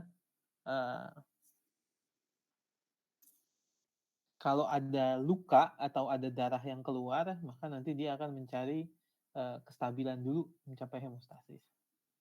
Baru nanti habis itu ada inflamasi.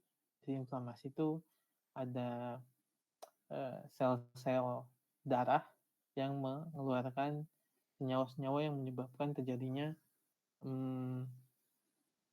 inflamasi. Cuman tandanya inflamasi itu adalah nanti dia itu ada merah, panas, gitu. Itu tuh tandanya inflamasi. Lalu habis itu baru terjadi di tahap inflamasi ini juga terjadi yang namanya pembersihan. Jadi kalau misalkan ada luka atau ada benda asing masuk, nah di situ yang terjadi tahap inflamasi. Jadi benda asingnya dihilangkan lah. Otomatis sebenarnya kalau kita lukanya kotor banget gitu ya nggak bisa sama darah putih semua, sama sel darah semua nggak bisa. Memang kan biasa luka juga kita bersihkan dulu. Cuman kalau ada bakteri atau benda-benda asing kecil ya nanti itu dibersihkan sama sistem imunnya kita. Itu inflamasi. Baru habis itu terjadi proses proliferasi. Proses proliferasi ini adalah proses ya menggantikan yang hilang tadi gitu kan ya, menggantikan yang rusak tadi.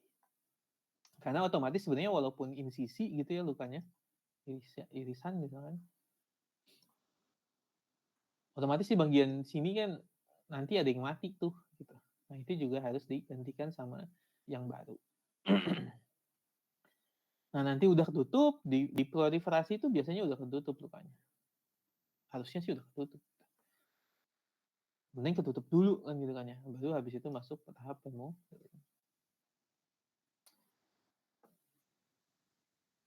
Ini waktunya kalau di sini ada yang terlibatnya nggak ya? Oh salah slide.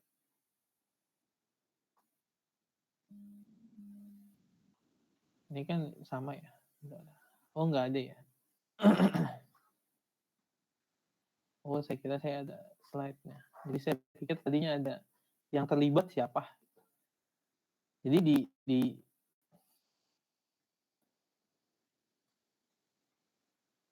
ini yang pertama ya. Ini tahap satunya, menit sampai jam pertama setelah luka. Jadi proses utamanya itu adalah vasokonstriksi, pembuluh darah untuk mengurangi aliran darah. Jadi harapannya istilah-istilah gini kalian udah paham lah ya. Gitu. Jadi pembuluh darahnya dia menyempit untuk mengurangi aliran darah. Kenapa ya? Biar dia nggak keluar aja sebenarnya gitu.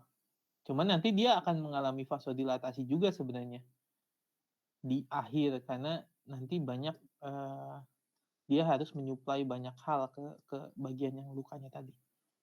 Aktivasi trombosit yang menempel pada jaringan yang rusak, pembentukan bekuan fibrin untuk menghentikan pendarahan dan penutup luka. Ini yang pertama. Habis itu hari ke-1 sampai ke-3 atau pokoknya habis terjadinya ini gitu ya. Saat setelah dia mulai gitu. Itu akan masuk neutrofil yang memberikan debris dan bakteri pada luka. Makrofag melakukan fagositosis sisa jaringan dan kuman serta mensekresikan growth factor untuk memperbesar. Jadi ini kan datangnya memang dari ada 2 sebenarnya jalurnya. Satu itu adalah dari pembuluh darah, jadi dia dibawa oleh aliran darah. Ada satu lagi namanya saluran limfatik gitu. Jadi kalau di sini cuma ada merah sama biru, biasanya tuh ada satu lagi warnanya hijau. Itu sebenarnya adalah saluran limfatik yang ya di situ nanti ada darah putih biasanya di situ. Bilangnya darah putih, neutrofil lah gitu. Atau leukosit. Jadi ketika dia makan ini, membersihkan ini, di situ dia mensekresikan senyawa-senyawa. Jadi misalkan kayak gini nih. Jadi kalau inflamasi itu terjadinya gini. Ini neutrofil masuk, makrofag masuk, ketemu benda asing gitu kan ya. Nah nanti dia tuh mensekresikan suatu senyawa. Senyawa ini adalah senyawa yang ya inflamasi tadi menyebabkan panas atau itu tadi. Tapi dia tuh sebenarnya punya fungsi untuk memanggil sistem imun adaptif, misalkan ada sel T, sel B, pokoknya semua yang lain, sistem imun lain itu dipanggil kalau mereka aktif. Ada dendritit juga di sini. Jadi kalau nggak ada itu nggak aktif, jadinya nggak inflamasi. Cuman kalau ada, nah mereka aktif mensekresikan zat-zat tadi, terjadi inflamasi, sel-sel imun lainnya datang. Itu fungsinya sebenarnya buat manggil itu. Lalu kemudian masuk sini, setelah fase inflamasi terjadi fase proliferasi.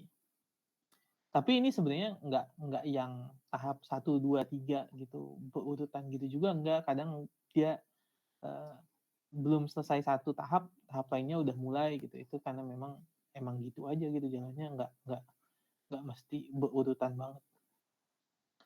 Hari ke-4 sampai 21 di sini proses utamanya adalah penggantian jaringan baru. Siapa yang gantiin jaringan baru tergantung dari jaringan apa yang rusak katanya. Kalau kulit di sini ada dia fibroblas. Nanti dia akan menggantikan itu. Jadi angiogenesis yaitu pembentukan pembuluh darah baru, pembentukan jaringan granulasi yang kaya saat perbaikan berlangsung, lalu epitel menutup luka dengan lapisan sel epitel baru. Cuman balik lagi, fibroblas ini nanti dia bisa menghasilkan jaringan parut, bukan jaringan perut. Dia menghasilkan jaringan parut yang kalau kalian mungkin familiarnya ya jaringannya dia bentuknya warnanya beda gitu. Tapi dia memang lebih keras. Nah sebenarnya jaringan parut ini kan bisa mengganggu fungsi ya. Gitu. Ya minimal mengganggu estetika, tapi dia juga sebenarnya bisa mengganggu fungsi dari jaringan. Tergantung sebesar apa gitu jaringan parutnya. Nah oleh karena itu sebenarnya makanya dibutuhkan remodeling. Tapi remodeling ini waktunya lama, tergantung dari seberapa besar dia gitu dan seberapa tergantung sama individunya juga gitu. Di sini bilang bisa berbulan-bulan, bisa bertahun-tahun, bisa juga nggak balik gitu. Itu jaringan parut. Proses utamanya di posisi kolagen tipe 1 menggantikan tipe 3 untuk memperkuat jaringan, penguatan penataan tulang jaringan, membentuk jaringan parut untuk pembentukan jaringan. Salah dong. Remodeling itu justru jaringan parutnya dihilangkan dong. Di sini dia sebenarnya kebentuk jaringan parut. Remodeling itu dia hilang penutup jaringan parut. Kan kalau kalian lihat di sini ya,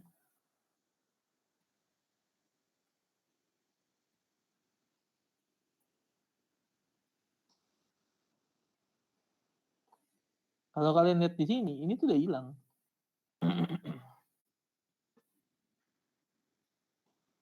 Ini kan udah hilang. Jaringannya udah ketutup, lukanya udah ketutup. Gitu. Maka sebenarnya tissue remodeling ini adalah dia tuh, jadi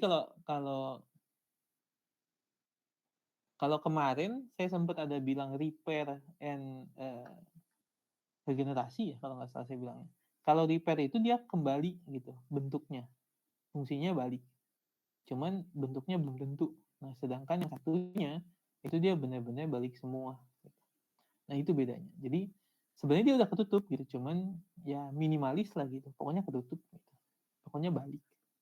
Nah tapi kalau untuk ininya sih biasa dibikin sama jaringan parut dulu. Nah baru habis itu tissue remodeling itu menghilangkan si jaringan parut tadi. Biasanya gitu. Menutup luka secara permanen. Tapi bukan membentuk jaringan parutnya di sini ya. Ini menurut saya sih keliru sih.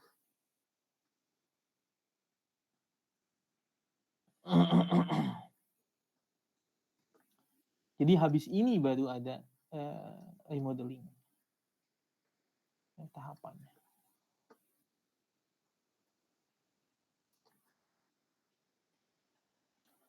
Nah, faktor yang mempengaruhi penyembuhan luka tuh banyak gitu kan ya. Di sini bilang usia, penyakit kronis, nutrisi yang buruk, beban berlebih, kebiasaan yang tidak sehat, posisi juga ngaruh. Posisi lukanya, aktivitas kita, gitu kan ya. Kalau tadi yang saya bilang lukanya di lutut itu susah banget itu, pusing gitu.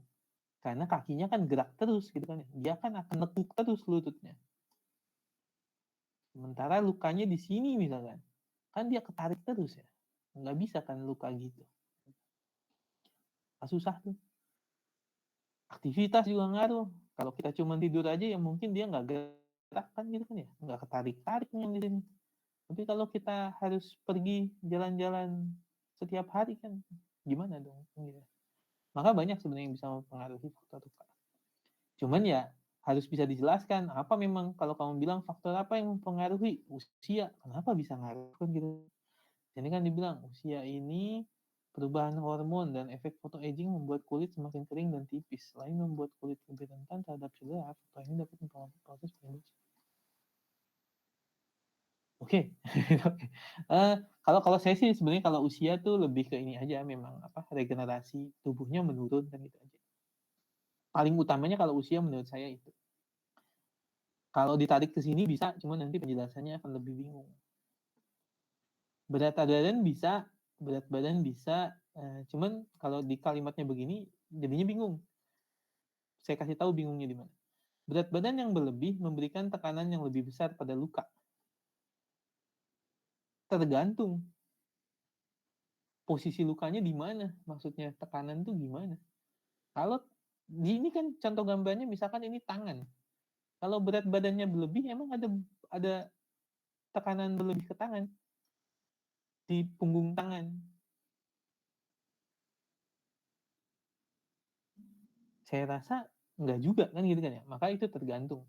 Makanya sebenarnya kalau mau dibilang berat badan berlebih, kalau menurut saya lebih baik nariknya adalah ngaruhnya ke metabolisme tubuhnya terganggu. Karena kalau berat badan berlebih kan bisa kolesterolnya tinggi lah. Jadi ya isi darahnya tuh beda, nutrisinya beda kandungannya. Atau bisa nanti malah jadinya berat badan berlebih, diabetes, susah gitu ya. Itu penyakit kronis tapi jadinya. Tapi gitu, dia ngaruhnya ke metabolisme. Kalau buat saya lebih baik ditarik ke situ.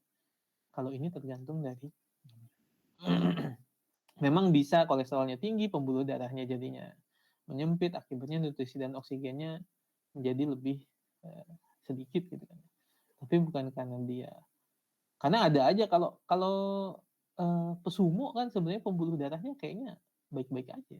Karena dia memang aktif juga gitu bergerak, walaupun dia berat badannya berlebih. Lalu penyakit kronis ini tadi ya karena kayak tadi misalkan diabetes itu kan kronis ya, darahnya sulit membeku, selesai. Jadinya tahap satunya udah susah gitu ya, ininya nggak jadi-jadi. Kan itu kalau di diabetes. Ininya nggak jadi-jadi, bukannya ketutup, dia malah jadi tambah besar.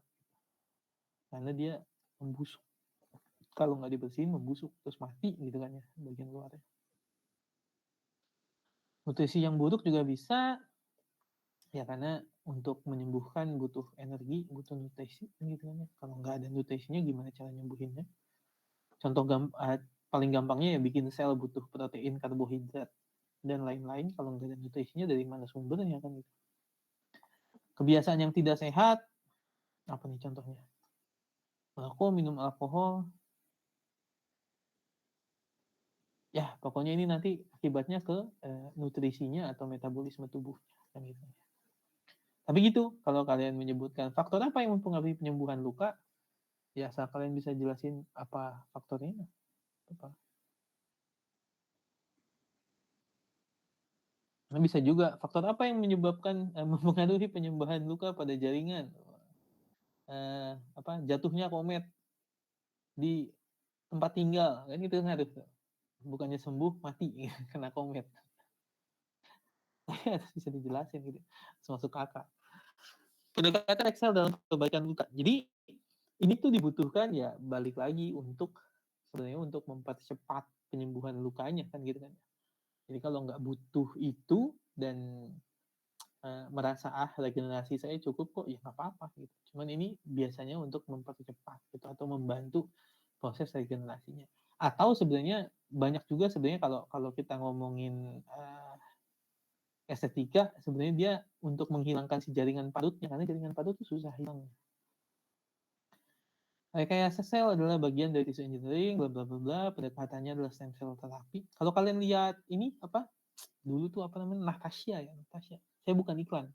Cuman dulu ada Natasha klinik ya, klinik Natasha skincare apa lah itu. Dan dia pakai itu tuh, pakai apa dia namanya? Pakai PRP. Saya nyebutnya PRP, saya nggak tahu istilah mereka apa waktu itu, saya lupa. Itu ini adalah pokoknya protein lah, kayak akan protein lah si PRP ini. Mereka pakai itu untuk disuntikkan di kulit tapi gimana gitu. Kalau saya pakainya buat mengkultur sel di lab. Tapi nggak tahu ya proven apa enggaknya karena saya nggak ngurusin ke itu tapi di iklannya dia nulis itu soalnya. Terus saya saya pada waktu itu 2020-an berapa lah itu saya lupa. Atau misalkan dengan ini membuat dengan skin graft. Jadi skin graft ini tujuannya gampang sebenarnya. Kalau di sini kan bilangnya untuk memperbaiki luka bakar luas. Salah satu tujuannya adalah untuk mengurangi luas permukaan lukanya. Jadi karena kalau misalkan ini luka gitu, ini lukanya segini, terus kita bikin skin graft, kan otomatis dia lebih gampang untuk menutupnya nanti. Karena nanti tumbuhnya dari sini gitu, dari sini. Jarang dari tengah ke jarang. Jadi permukaan kulit yang udah ada. Batangnya sih.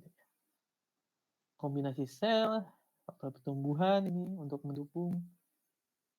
Karena bisa aja kalau di orang yang punya penyakit kronis nanti faktor pertumbuhannya jelek gitu kan. Kalau kita balik lagi ke kemarin yang apa saya bilang, kita ngomongin sel puncak, kita masukin cairan dari suatu sel yang punya kemampuan pluripoten, nah si selnya kemudian berubah jadi punya kemampuan pluripoten kan kayak gitu kan. Jadi sama nih faktor pertumbuhan juga sama. Kita masukin faktor pertumbuhan yang mendukung dia untuk mempercepat regenerasinya. Misalkan gitu. Scaffold mendukung pelekatan dan proliferasi sel, modifikasi genetik untuk mengekspresikan faktor pertumbuhan tertentu. Ya, tapi bukan modifikasi sel orangnya saya rasa ya. Eksosom dan sekretom dari sel, bioprinting 3D berbasis sel. Ini sebenarnya mirip-mirip lah, nomor 347. Ya. Ini studi kasusnya, oke, studi kasusnya oke. Tapi memang kalau belajar memang kayaknya lebih mudah begitu ya. Jadi kalau ada kayak begini, apa sih sebenarnya yang terjadi pada dia, misalkan kayak gitu. Terus misalkan, sebutkan, oh ya, nggak usah digini berarti ya, seorang mahasiswa mengalami kecelakaan saat melakukan praktikum di lab, misalkan kayak gitu. Nanti pertanyaan utamanya adalah, kamu sebutkan jenis luka apa yang terjadi pada dia, misalkan kayak gitu. Kalau ini kan udah dibilang insisi gitu kan. Kalau insisi kan gampang ya, oh lukanya gitu. Misalkan kalau luka cederanya adalah countercup karena dia kejeduk, gitu kan ya. Nah, maka apa yang terjadi gitu kan ya, faktor apa saja yang dapat memperlambat proses penyembuhan, pendekatan rekayasa jaringan, itu kan semua nanti jawabannya berubah tuh. Kalau insisi kan berarti udah ke insisi aja. Tapi kalau nggak disebut jenis lukanya, maka kalian nanti menganalisanya beda tuh. Lukanya apa, apa yang bisa mempengaruhi itu kan. Kalau di otak kan, di kepala gitu maksudnya, berat badan kan nggak ngaruh kan gitu ya. Berat badan nggak ngaruh, saya rasa diabetes juga nggak ngaruh ke situ, mungkin gitu kan ya. Lagi yang nggak ngaruh.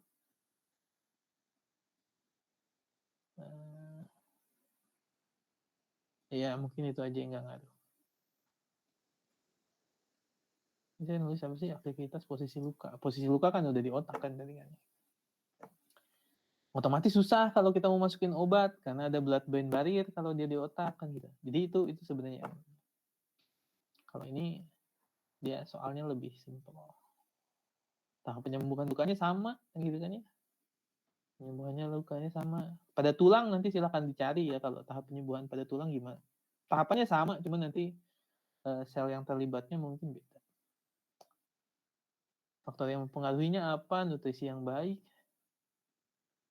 Oh sama ini sebenarnya nanti jangan di ini kan ya, karena nutrisi yang kurang baik menghambat pembentukan kolagen dan regenerasi sel. Karena memang kolagen itu kan bedanya, kenapa kulit bayi itu lebih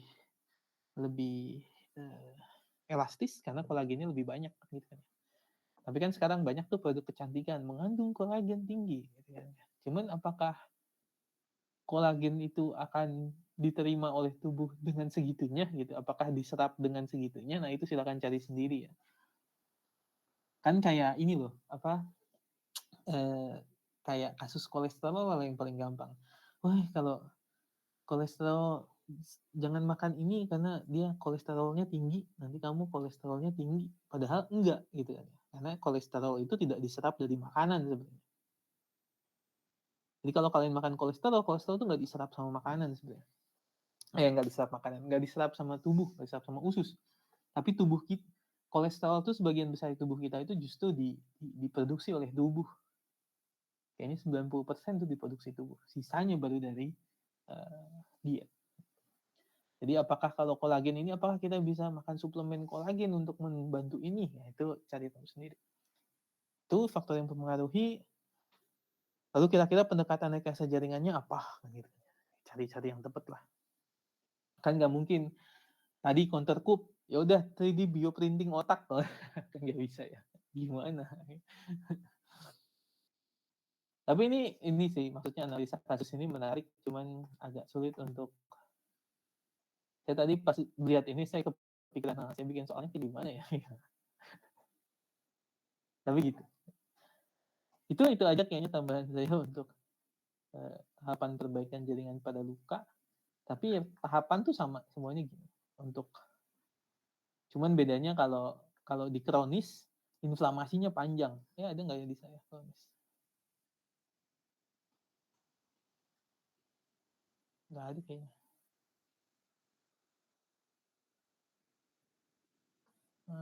Kita cari di ini aja.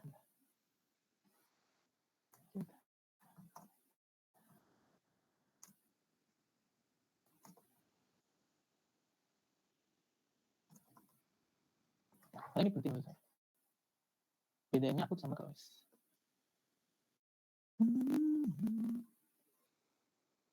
Waduh, nggak ada timingnya ya.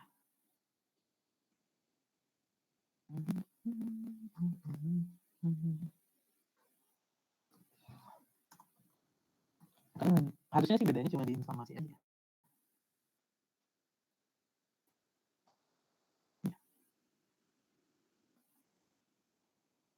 Nah, ini kali.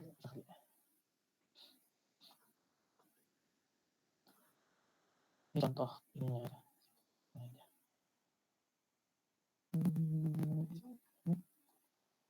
Ini contohnya. Jadi kalau antara akut sama kronis tuh jadinya bedanya di timeline-nya gitu. Jadi kalau kronis tuh inflamasinya terus sampai akhir. Gitu. Makanya dia lama. Ya, kenapa Mailani? Pak, maaf Pak, suaranya putus-putus lagi Pak. Aduh. Udah nanggung. Saya tinggal dikit lagi.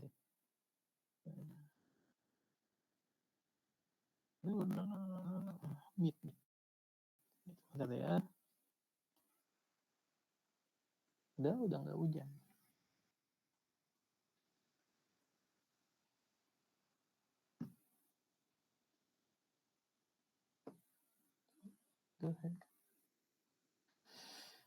Masih. Doing itu.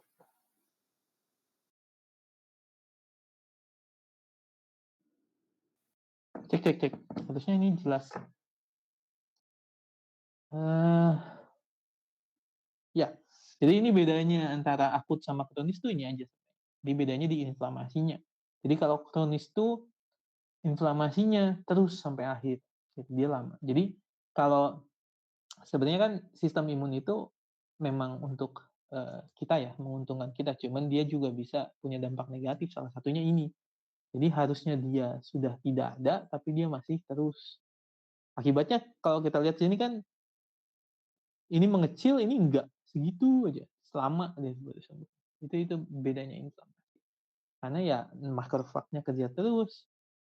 Manggil-manggil semua yang lain, jadinya ya banyak hal nggak penting tuh terjadi di situ. Kalau inflamasinya terus berkepanjangan. Makanya kalau orang punya penyakit begini, dia justru makan anti-inflamasi untuk mengurangi penyakit kronis. Biar enggak inflamasi terus. Itu aja sebenarnya tambahan dari saya. Ada pertanyaan dulu sebelum saya akhiri? Nanti baca ini ya, baca slide temennya ya, karena memang nanti saya ngambil bahannya dari situ. Ada yang pertanyaan sebelum saya akhiri?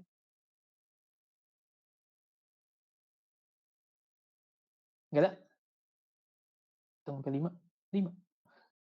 Kalau nggak ada, saya cukupkan sampai sini. Pertemuannya terima kasih.